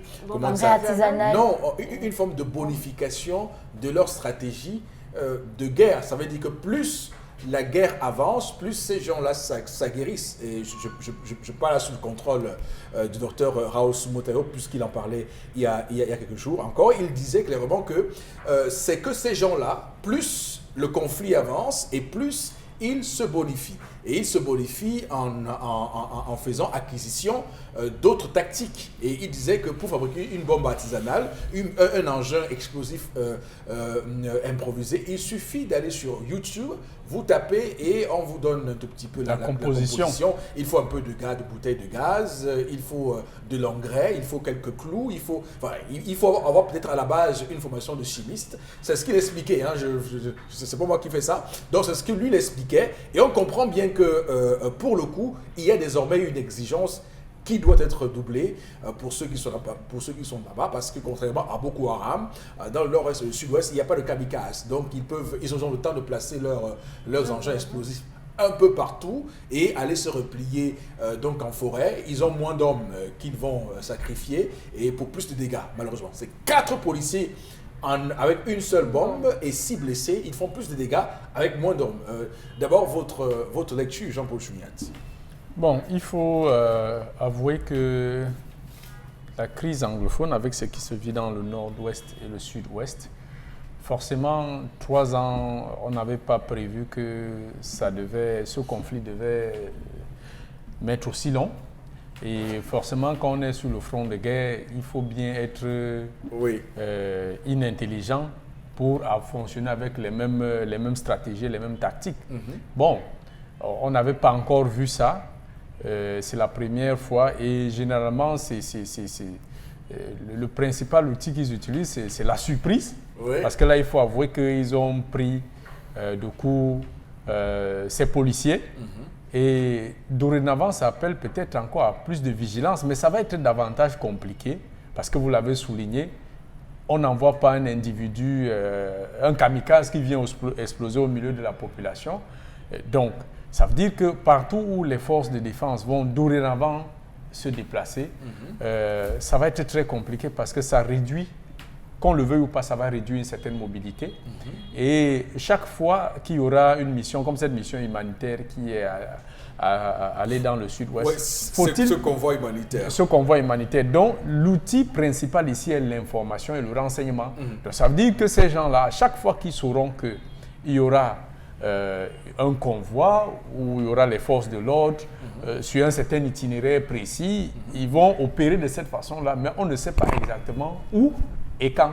Voilà. Donc c'est pour dire que la guerre, on a l'impression donc que ce conflit entre dans une nouvelle phase qui appelle encore à beaucoup de vigilance. Beaucoup de vigilance pour les forces de maintien. Alors, il faut signaler également que, selon cet expert, Dr Raoul Sumoteo, il estimait que désormais, il sera primordial pour le gouvernement camerounais d'avoir, on va le dire, l'assentiment des populations civiles. Parce qu'il disait que dans un conflit, la chance que le Cameroun a eue avec Boko Haram à l'extrême nord, c'est que la population voilà, aidait l'armée au renseignement. Ça veut dire qu'il faut réussir donc à s'attirer la sympathie de ces populations au nord-ouest et au sud-ouest pour que si jamais, par exemple, quelqu'un vient commencer à creuser un trou pour y placer une bombe, qu'on signale que l'information remonte rapidement. Alors, pour faire ça, qu'est-ce qu'il faut? En réalité, il faut, d'ailleurs, les mesures qui ont été prises tout récemment, le convoi humanitaire peut, pourquoi pas, contribuer à au moins calmer les cœurs et voir que dans l'État du Cameroun est en train de faire des choses. J'ai vu les images sur la page Facebook de l'armée camerounaise où on montre des militaires distribuer des médicaments. On voit... On appelle ça les actions civilo-militaires. Civilo-militaires, voilà, par exemple. Ça peut peut-être contribuer aussi à attirer la sympathie de ces populations-là. Donc, il ne faut pas lésiner sur les moyens. Pour non, la difficulté, sauf que dans le sud-ouest et le nord-ouest, ce n'est pas la même chose qu'à l'extrême nord. Oui, d'ailleurs, il le signalait.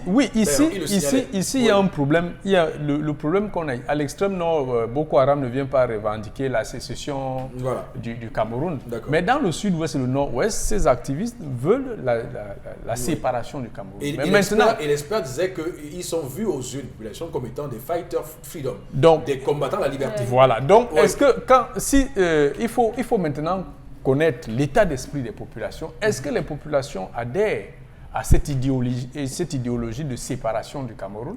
Est-ce que les populations n'adhèrent pas? Donc, il faut cerner cela maintenant. Parce que je vais vous prendre le cas, j'ai séjourné à Bamenda pendant 4 jours. Alors, j'ai échangé avec des forces de l'ordre. C'était à l'occasion du congrès du SDF? Non, pas le congrès du SDF, la tournée du Premier ministre, chef du gouvernement. Voilà. Donc, vous échangez, vous avez... Une confusion avec Éric Massanjomo. Voilà. Oui, allez-y. Donc, j'ai échangé avec quelques militaires, quelques hommes en tenue, qui vous disent la difficulté qu'il y a à traquer ces activistes qui sont dans la population. Vous voyez par exemple... Ils se confondent. Oui, ils se confondent parce que je vais vous expliquer une petite technique que un de ces militaires m'a révélé. Oui, il m'a rapporté pour expliquer leur l'état d'esprit dans lequel ils se trouvent quand ils sont en pareille circonstances et prêts à tirer. Vous arrivez, quand on vous a identifié, on vous identifie, on sait que vous n'êtes pas d'ici et tout. Au moment de partir, vous faites venir une moto. Et ces gens-là sont là, ils ont déjà signalé aux mototaximens de ne pas vous porter. Donc pendant que vous errez là, vous allez de moto en moto, à ce moment-là, ils arrivent et on vous enlève. Donc vous voyez, dans de telles dispositions, comment mettre sur pied une bonne stratégie. Autre chose, c'est que quand ils posent un coup, quand ils commettent un acte, ils entrent par exemple dans un pâté de maison. Mais l'armée rentre, on essaye de procéder par renseignement. On vous dit que non, on connaît, on n'a vu personne entrer par ici. Parfois aussi, c'est par peur de représailles, pas parce que la population participe trop à ces actions, mais parce que la population, il fait peur. D'accord. Moi, j'y ai été, mais je vous dis, ce n'est pas ce qu'on dit étant... Dans un fauteuil chaud à Douala. Voilà, dans un fauteuil chaud étant à Douala. Voilà. Et je vais vous prendre un autre exemple. Lorsque le Premier ministre, chef du gouvernement, a reçu les journalistes, j'y étais à Bamenda. Tout récemment. Donc, à la fin de sa tournée, presque à la fin, ils ont reçu les journalistes. Il vous reçoit? Oui, sur le traitement de l'information en de pareilles circonstances. Le Premier ministre a demandé aux journalistes d'être porteurs de son message de paix, de diffuser ça autant que possible. Alors, il y a un confrère anglophone qui a levé le doigt dans la salle, il a demandé au Premier ministre, nous sommes dans une situation très inconfortable. Quand nous portons votre message de paix, nous sommes taxés de ceux qui jouent le jeu du gouvernement.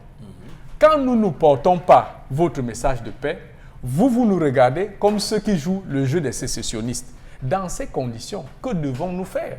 Parce que leur lieu de travail, c'est au nord-ouest. Le Premier ministre va faire sa tournée, après il s'en ira. Donc, si vous prenez sur vous de diffuser les messages du Premier ministre, d'ailleurs que certains ont dit on les appelle pour les menacer, parfois on menace de venir vous enlever. Donc, dans ces circonstances, c'est dire que c'est extrêmement difficile. En tout cas, ce qui est certain, c'est que la guerre au Nozo rentre dans une nouvelle phase, une phase plus inquiétante, et que, on l'a dit, et d'ailleurs c'est ce que l'expert nous expliquait, il faut prendre des mesures, il faut s'attirer absolument la sympathie ou la collaboration de la population. C'est là le plus difficile. Oui, le plus difficile. D'ailleurs, je pense que le gouverneur du Nord-Ouest, le gouverneur de la région du Nord-Ouest a levé le couvre-feu. A levé le couvre-feu. Ça peut permettre aussi de décrisper la situation, parce que vous ne pouvez pas imaginer le malheur ou la difficulté qu'on a lorsqu'on est en période de couvre-feu.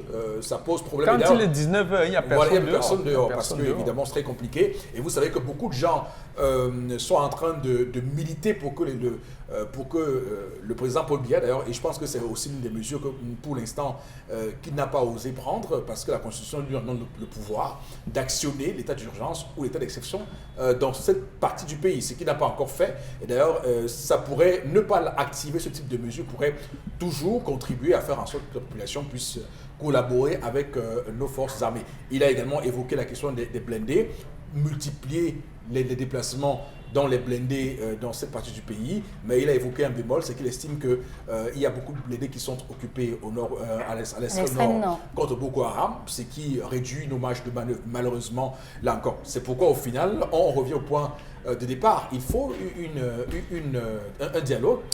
Eric Fopoussi, c'est pour ça que, comme je suivais un expert d'hier, il ne faudrait pas qu'à chaque fois qu'il y a un problème, que le gouvernement imagine tout de suite les solutions militaires.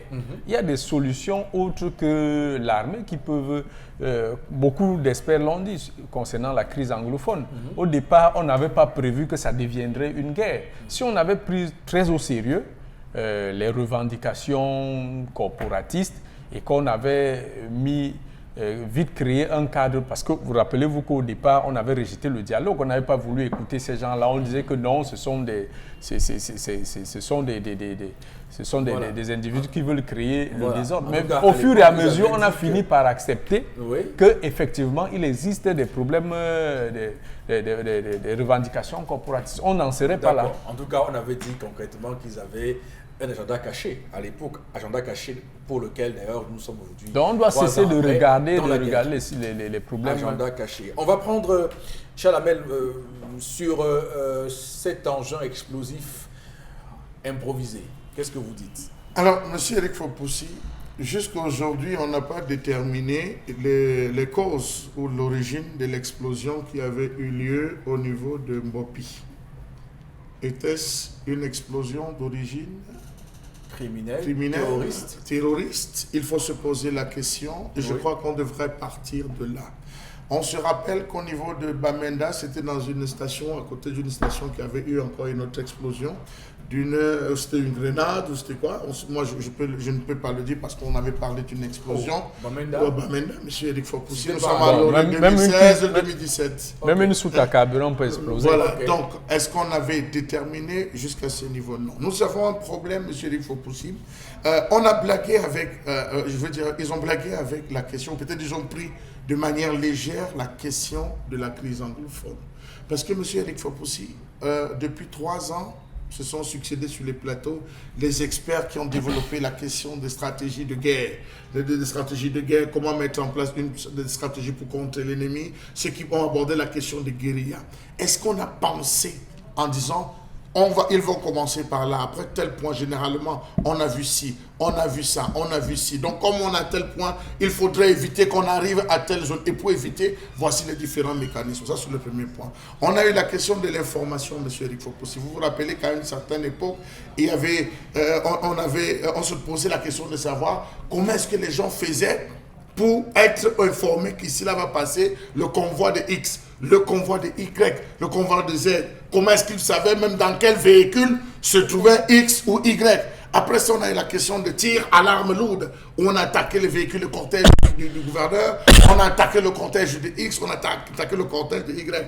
Les gens se sont plaints. Après cette question, cette phase d'attaque, on a eu les enlèvements. On a commencé avec celui du DC. On a commencé avec Marcel Namata, dit-elle, le sous-préfet. On a enlevé le délégué régional du Nord-Ouest. On a enlevé le délégué. On a enlevé. Tout cela compte des rançons, M. Eric Fopoussi. Aujourd'hui, il y a des rançons payées. Des enlèvements contre rançons qui ont été payés, même si certains ont dit que ça n'a pas été payé, on peut soulever sur 10, on peut avoir payé 2 ou 3, mais n'oubliez pas que le paiement des rançons permet aux autres de se préparer. Est-ce que c'est des individus qui sont venus d'ailleurs pour former ces gars à la fabrication? Il y a autant de questions qu'on a appelé à se poser. Aujourd'hui, qu'on passe dans une autre phase des bombes artisanales, mais ça m'inquiète et c'est un droit d'inquiéter tous les Camerounais parce qu'on est susceptible de sauter à tout niveau, à tout endroit. Est-ce qu'on a appliqué le principe de l'universalité de la défense qui voudrait que dans chaque zone, comme vous le disiez tout à l'heure, on puisse récupérer dans les quartiers des personnes, des chefs de quartier, leur dire voilà, si vous avez des bonnes informations, il y a ci ou il y a cela. Et puis souvenez-vous, M. Eric Fopoussi, que la grande paix, ça se matérialise là, le 20 mai, pendant le défilé du 20 mai, on a vu des gens qui cachaient leur visage. Est-ce que tous ceux qui se baladaient comme caméraman, comme photographe étaient accrédités? Pourquoi les gens cachent? Parce que forcément, il y a des gens qui sont mêlés, qu'ils connaissent peut-être ou qu'ils ne connaissent pas. Ça peut être des photographes, ça peut être des caméramans qui filment et qui rentrent développement en disant telle personne, je le connais, je sais là où il habite, il mène des enquêtes pour vous trouver. Donc je dis, c'est assez compliqué. Je crois que la bonne réponse, la bonne proposition sera celle d'associer désormais les populations. Parce que lorsqu'on utilise déjà l'affaire de bombes artisanales, ça sera des voitures piégées, ça sera des bâtiments attaqués. Alors, voilà. Non, même Eric, peut-être que la bombe artisanale n'est pas... Ça fait justement partie de cet arsenal de guerre qui est déroulé. Voyez-vous, lors de la tournée du ministre de la Défense, on avait saisi une arme, les forces de défense avaient saisi aux mains des séparatistes, une arme de fabrication d'origine allemande et américaine qui n'existe pas sur le répertoire des armes de l'armée camerounaise. Ces armes sont passées où? Donc, il y a un problème de porosité. Bon, là, c'est encore plus grave. Si vous nous dites ce matin qu'il y a possibilité que ces gars-là se fournissent des armes hors des frontières. Il faut bien se poser la question. C'est passé dans un reportage sur Equinox Télévision où le commandant de la Légion de gendarmerie du Nord-Ouest l'expliquait. Oui. Voilà une arme qui... Non, je ne dis pas que ce n'est pas vrai. Je dis que si on va encore ajouter à ce qui nous inquiète ce matin, le fait que ces gens-là parviennent à se procurer des armes et qui passent nos frontières, alors que... C'est pour ça que le gouvernement constamment a souvent demandé à la communauté internationale de tout faire pour assécher les financements qui alimentent cette... Ok. On passe à l'autre information. Des détenus mécontents à la prison centrale de Yaoundé. Lors d'une fouille systématique à la prison centrale de Yaoundé, les détenus se sont opposés. Il s'agit d'une fouille, autant pour moi, organisée par le régisseur Medjo Fredji, les prisonniers du Kosovo, où se trouvent actuellement plusieurs autres prisonniers suite aux différentes marches politiques organisées au Cameroun. Maintenant, ce qui se passe, c'est qu'il fallait bien qu'on découvre où est-ce que se font les différentes communications et autres. Les responsables de la prison avaient eu vent de ce que beaucoup de prisonniers détenaient parfois des armes blanches, parfois des téléphones portables et autres. Il fallait bien découvrir cela et il fallait faire une fouille qui permettra forcément de découvrir tous ces matériaux-là. Et les prisonniers se sont vraiment opposés à cela et ça a créé tout un cafouillage dans cette prison. D'accord, il faut dire qu'également il y a eu un renfort de police pour venir mettre un terme à cette rixe. On va dire que c'est une rixe. Et ce matin, mutation a eu le bon filon de sentir que qu'est-ce que c'est la poudrière qu'il y a là-bas. D'ailleurs, c'est d'autant plus une poudrière qu'on le dit et on le dénonce chaque année. Ici, il y a un problème, Jean Pochniat, de surpopulation carcérale. Ce qui fait que lorsqu'il y a un problème, on est tout de suite rapidement submergé dans ces prisons qui sont parfois, qui ont été construites pour avoir un nombre défini. Oui, comme pour la prison de Kondégué, 800 détenus. J'ai suivi le matin, 800 détenus, on en est à 5000. Voilà. Donc on a multiplié à peu près par 10 le nombre de personnes. Vous voyez, oui, sensiblement. Voilà. Donc c'est très grave. Oui. Régulièrement même, des réflexions sont menées pour voir comment décongestionner les prisons. Mais l'autre chose qui est quand même curieuse, c'est que tous les jours, on envoie des gens et parmi ces détenus, des ONG vous disent par exemple qu'il y a beaucoup qui sont incarcérés depuis des années, ne sont pas jugés. Nous avons vu le cas de Omer Tchenkam qui a passé 10 ans sans jugement. Donc si vous avez déjà un citoyen comme celui-là qui a été envoyé en prison pour une histoire banale, qui y passe 10 ans, imaginez combien d'autres personnes sont là-bas, peut-être innocentes, qui n'ont rien fait. Et qui a raconté, d'ailleurs que pendant son séjour, il y a eu des risques. Il a une fois manqué qu'on lui ouvre avec une lame la peau. Voilà. Donc on peut imaginer que ce type de contrôle visait à soustraire les armes blanches, mais sauf qu'on se rend compte, d'ailleurs, et c'est pourquoi c'est grave, c'est que on voit des prisonniers fait la publication. J'avoue que parfois je suis un peu étonné qu'il y ait des gens que je sais qu'ils sont en prison, mais dans les groupes WhatsApp, ils sont les plus actifs. Voilà, mais Eric Foupoussi, il n'y a pas plus dangereux que le téléphone seulement. Posons-nous la question, comment les armes blanches font pour se retrouver en prison? Ça, c'est la question qu'il faut se poser. Donc, si on ne parvient pas à contrôler les armes blanches, à mon sens, le téléphone n'est pas une arme blanche qui est susceptible de faire mal à quelqu'un. Donc, les armes y sont. Peut-être c'est parce que, dû au fait des marches, les marches du MRC, on a estimé qu'il faut neutraliser ces militants du MRC qui sont en prison et qui échangent activement avec l'extérieur. Mais je pense que si on doit engager une pareille fouille, il faudrait que la fouille soit systématique pour tout ce qui est objet ou outil dangereux en prison. Malheureusement, on ne le fait pas. Ça passe devant la guérite pour entrer au vu au su de tout le monde. D'accord. Oui, Dominique Audrey, sur cette RX. Moi, je suis un peu surprise que ce soit par rapport aux marches, c'est ça? Par rapport aux marches qu'on fouille. Est-ce qu'on devrait... C'est pas par rapport à ça? Non. Ah, ok. Bon, je suppose que c'est par rapport à ça qu'il y a des fouilles. Pourquoi est-ce qu'on ne fouille pas constamment la prison? Je ne sais pas si les prisonniers font la cuisine là-bas eux-mêmes ou bien on les nourrit.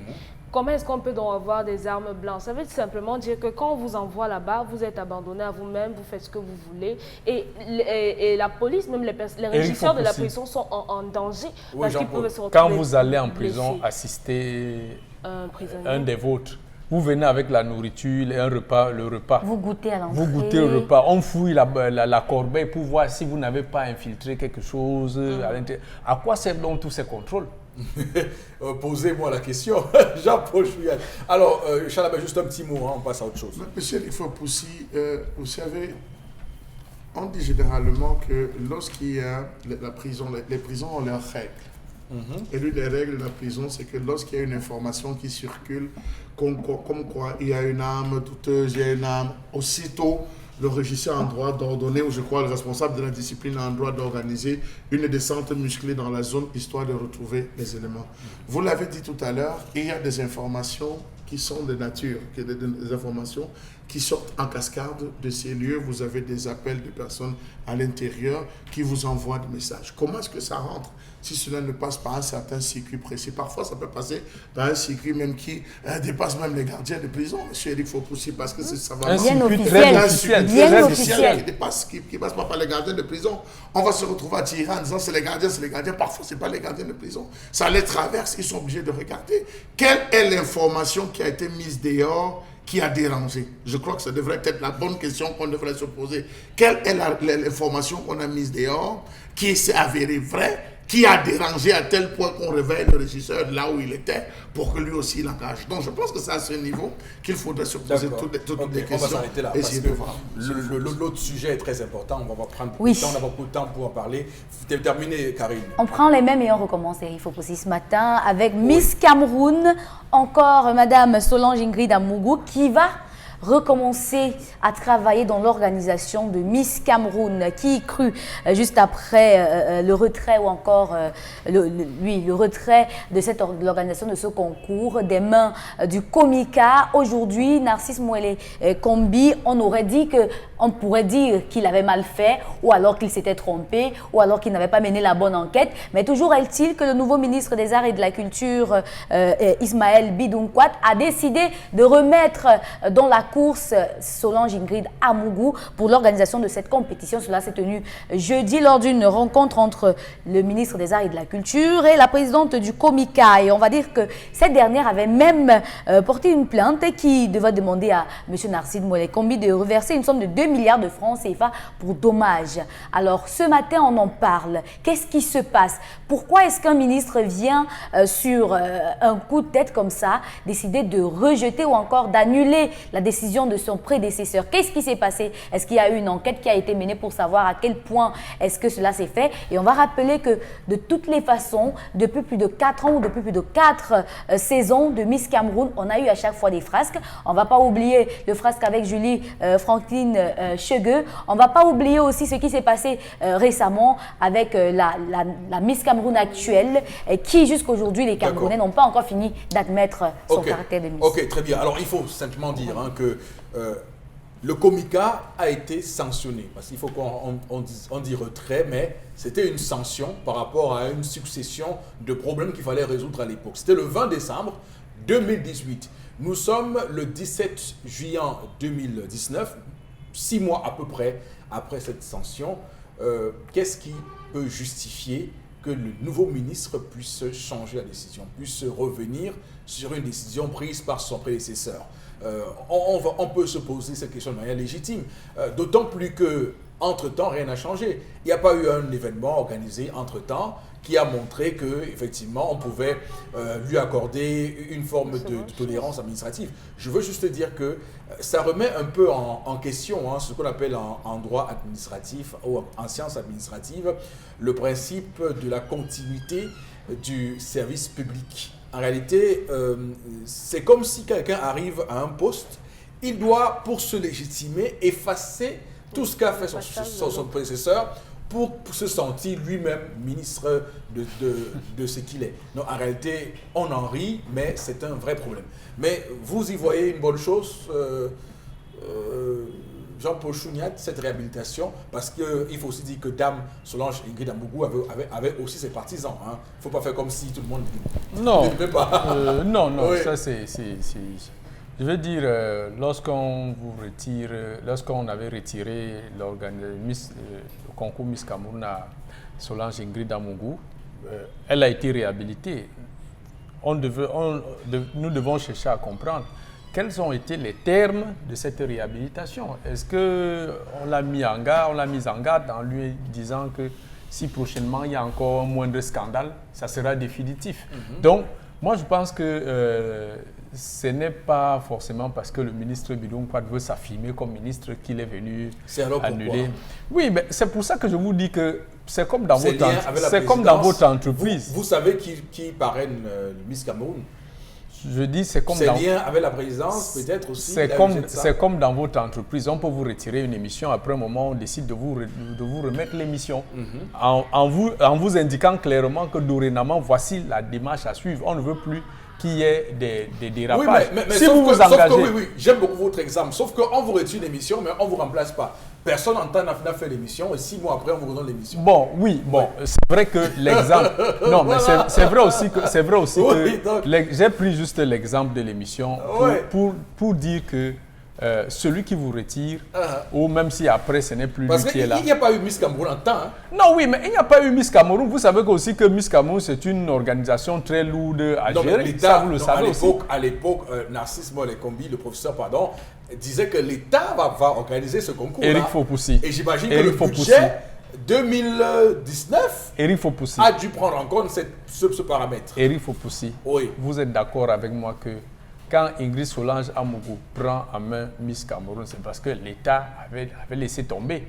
Aujourd'hui où le gouvernement est sur le front de Boko Haram, et au nord-ouest et au sud-ouest, vous pensez sincèrement qu'on aura le temps à aller consacrer pour organiser... Sauf que, est-ce que le mal que Dame Solange Ingrid Amougou a fait à l'image de marque du Cameroun n'est pas suffisant? Vous pensez qu'à l'époque, Narcisse Ouellekombi était un plaisantin qui voulait Je n'ai pas dit que c'était un plaisantin. Voyez-vous, seuls les imbéciles ne changent pas. Donc, on peut lui avoir remonté les bretelles. Qui? Oui, mais attends, le nouveau ministre des... Parce que les faits qui lui étaient reprochés sont des faits suffisamment graves. Vous avez parlé de 2009, 2014, 2017. Ce sont des faits suffisamment graves. Et donc, on peut, dans une sorte de pourparler avec elle, qu'elle reparte sur des nouvelles bases. Et ça, c'est faisable. Donc, il n'y a personne qui ne puisse pas s'amender, même si on va tirer sur lui. Attendons voir si la prochaine organisation, il y a encore des... On dira vraiment là... Oh, mais... Alors, Charles Hamel, sur cette réhabilitation du Komika. Je suis un peu gêné et gêné. Oui. Je ne pense pas qu'il était question d'une suspension ou d'une sanction. On avait retiré littéralement. On a remis. Non, je dis on avait retiré littéralement l'organisation et toute implication dans cette affaire de Komika. Ça, c'est ce que je sais, M. Fopoussi. À telle enseigne que des gens sont montés, on a eu Pascal Pierre qui est sorti, on a eu plusieurs personnes qui ont dit c'est nous qui avons été les concepteurs, à la dernière minute, on nous a évincés, voilà. Ça a été repris. Vous vous rappelez de ça? Voilà. Au point où elle allait réclamer ces 2 milliards, donc donnez-moi mes 2 milliards. Bon, si vous elle n'a aucune chance d'avoir les 2 milliards. Monsieur Eric Fopoussi, rappelez-vous que ce même jour, nous avons eu la sortie, pendant cette même période, de Ouellekombi qui avait dit et précisé que toutes les 3 dernières compétitions, c'est le MINAC qui avait payé les primes. Ce n'était pas le Komika qui avait payé, c'était le MINAC qui avait payé. Autant de faits qui l'ont amené à le voir. Déjà, la première chose, Julie Chegué, on se rappelle, n'avait pas pu présenter sa couronne, n'avait pas pu se déplacer parce qu'on avait refusé de lui remettre sa couronne. On a eu Mikata Ange, qui avait été désignée Miss Cameroun, on se rappelle 2016, parce que la première Dauphine était montée, il y a eu tellement d'irrégularités, on a retiré. Aujourd'hui, qu'on la réhabilite, quelles sont les assurances que le ministre lui-même donne? Est-ce que c'est une réhabilitation, tant pour moi, du fait de la plus que trop implication des réseaux? Parce que ça peut être ça, monsieur Eric Fopoussi, qu'un coup de fil soit parti de là où on sait, pour dire bon... Et que le ministre soit un exécutant. Oui, l'exécutant. Non, sauf que le ministre a des liens aussi qu'il ne faut pas non plus faire oublier ici. Donc, oui, lui, mais sauf il est plus... Non, je veux dire ceci. Je veux dire que le coup de fil dont parle Charles Hamel aurait pu être passé à l'époque, à l'ancien ministre. Non, on était sur le brûlot, ça brûlait, les médias en parlaient. Il ne fallait pas, à ce moment, il fallait laisser, vous savez, sur le principe. Rappelez-vous quand ça avait chauffé à l'hôpital central. Avait chauffé à l'hôpital central, le cas de commenter.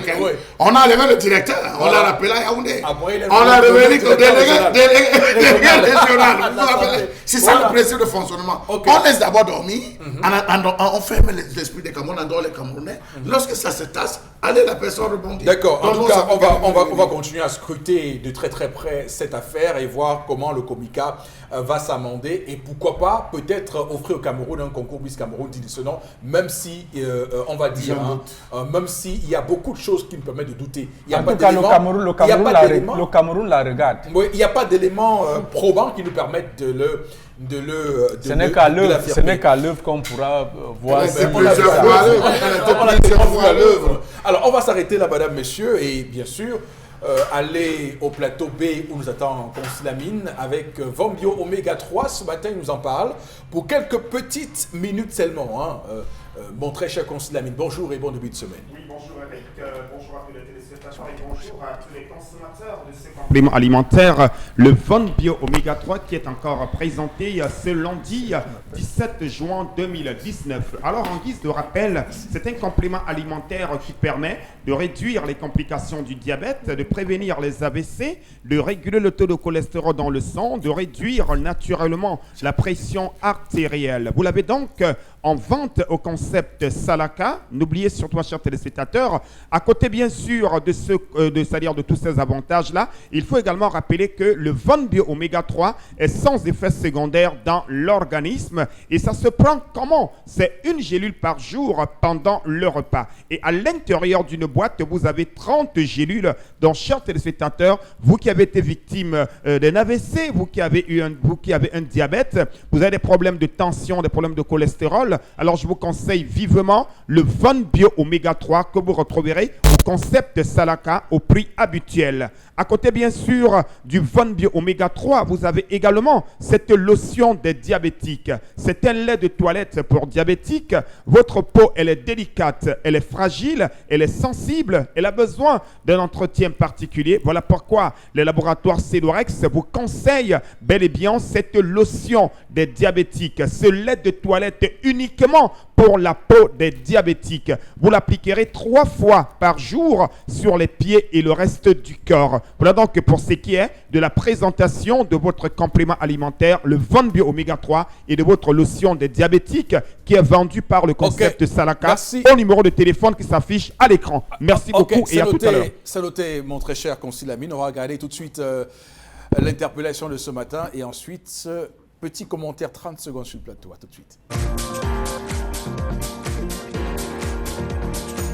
Le progrès de ce pays, il faudrait que le gouvernement change un peu des choses parce que rien ne va dans le pays et le pays va vraiment en faillite.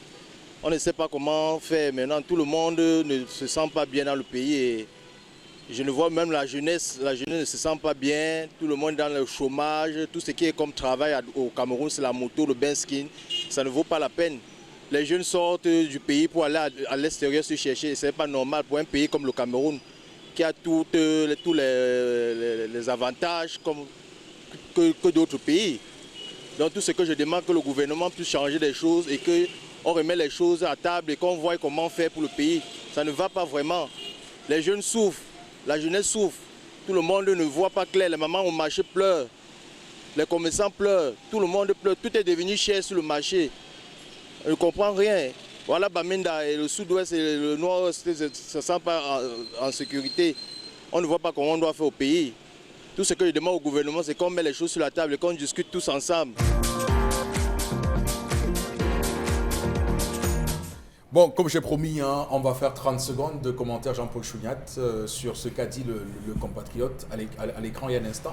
Ah, le compatriote, il a dit simplement ce qu'il ressent et ce qu'il voit. Ça, c'est. Non, c'est fait. D'accord. Ok, c'est compris. C'est 30 secondes. On va basculer et prendre l'élément de Canal Shopping, bien sûr. Regarde ça et après, on retrouve Consil Lamine. Dites adieu au régime contraignant, aux séances interminables de gym, mais continuez à affiner votre silhouette sans trop d'efforts. C'est très simple. Il vous suffit d'enfiler ce top et ce panty de sudation et de vaquer à vos activités habituelles. Dès que la doublure intérieure entre en contact avec votre peau, elle augmente la chaleur naturelle de votre corps, favorisant et stimulant ainsi la sudation. Éliminez les surcharges d'eau et façonnez-vous une très belle silhouette. Ce n'est pas tout. Il vous permet également d'éliminer les toxines accumulées qui sont la cause de la formation des capitons, mais aussi source de fatigue. Quant à votre peau, elle sera purifiée, raffermie et tonifiée. Optez pour Sonachapeur et retrouvez la silhouette dont vous avez toujours rêvé. Commandez dès maintenant votre Sonachapeur à Canal Shopping. Canal Shopping, la boutique où tout ce qui vous est nécessaire nous tient à cœur.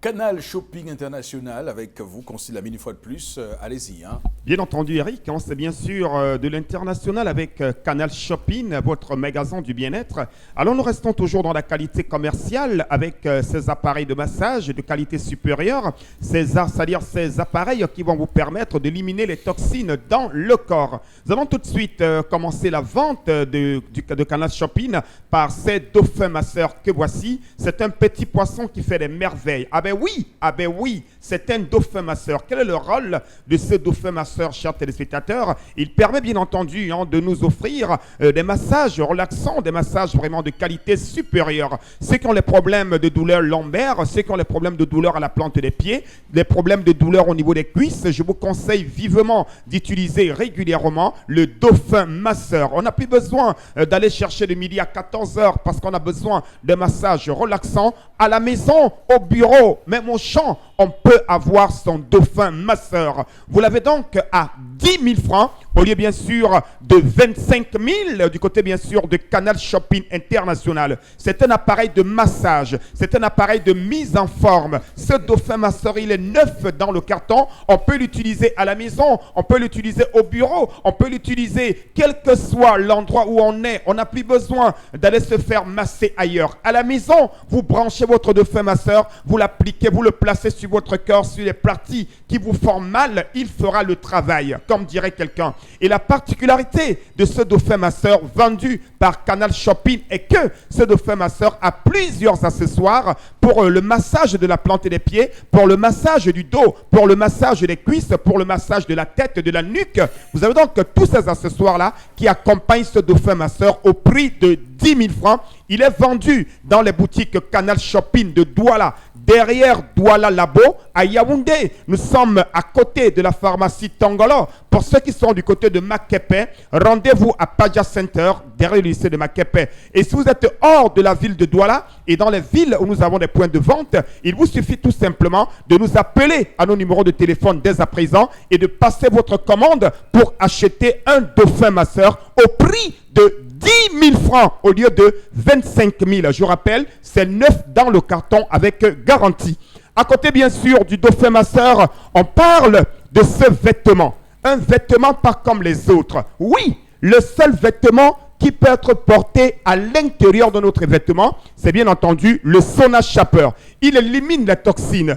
Il élimine la surcharge d'eau dans le corps. Le Sauna Shaper permet également de faciliter la circulation du sang. Le Sauna Shaper permet également de purifier, de tonifier notre peau. Le Sauna Shaper est un vêtement, un véritable vêtement de dégraissage. Vous avez des problèmes de surpoids. Vous ne parvenez plus à marcher normalement parce que le corps pèse tellement. Alors je vous conseille le Sauna Shaper. Il est facile à utiliser au bureau, à la maison. Quel que soit l'endroit où on est, on peut avoir son Sauna Shaper à l'intérieur. Et je rappelle que tous nos articles vendus à Canal Shopping, c'est avec garantie. Et c'est des articles neufs dans le carton. Alors le prix, vous le voyez à l'écran, il est de 20 000. Il coûtait 40 000 francs. Mais depuis que le concept Salaka vend ces articles-là, vous avez la possibilité d'acheter le Sauna Shaper à 20 000 francs au lieu de 40 000. N'attendez pas la fin du stock. Profitez de cette promotion pour avoir un Sauna Shaper à 20 000 francs au lieu de 40 000. Le dauphin masseur, vous l'avez à 10 000 au lieu de 25 000 francs. C'est bien sûr à Canal Shopping et nulle part ailleurs. Appelez dès à présent, passez vos commandes, ne traînez surtout pas, chacun devrait l'avoir. Les numéros s'affichent à l'écran, les situations. Merci et rendez-vous chez Canal Shopping International. Consti, merci infiniment à vous. Merci Consti, c'est très gentil. À vous. On va s'arrêter là pour ce matin. Merci à toute l'équipe en plateau. Merci à nos équipes techniques. Madame, Monsieur, on se retrouve demain 10h. Que Dieu bénisse le Cameroun.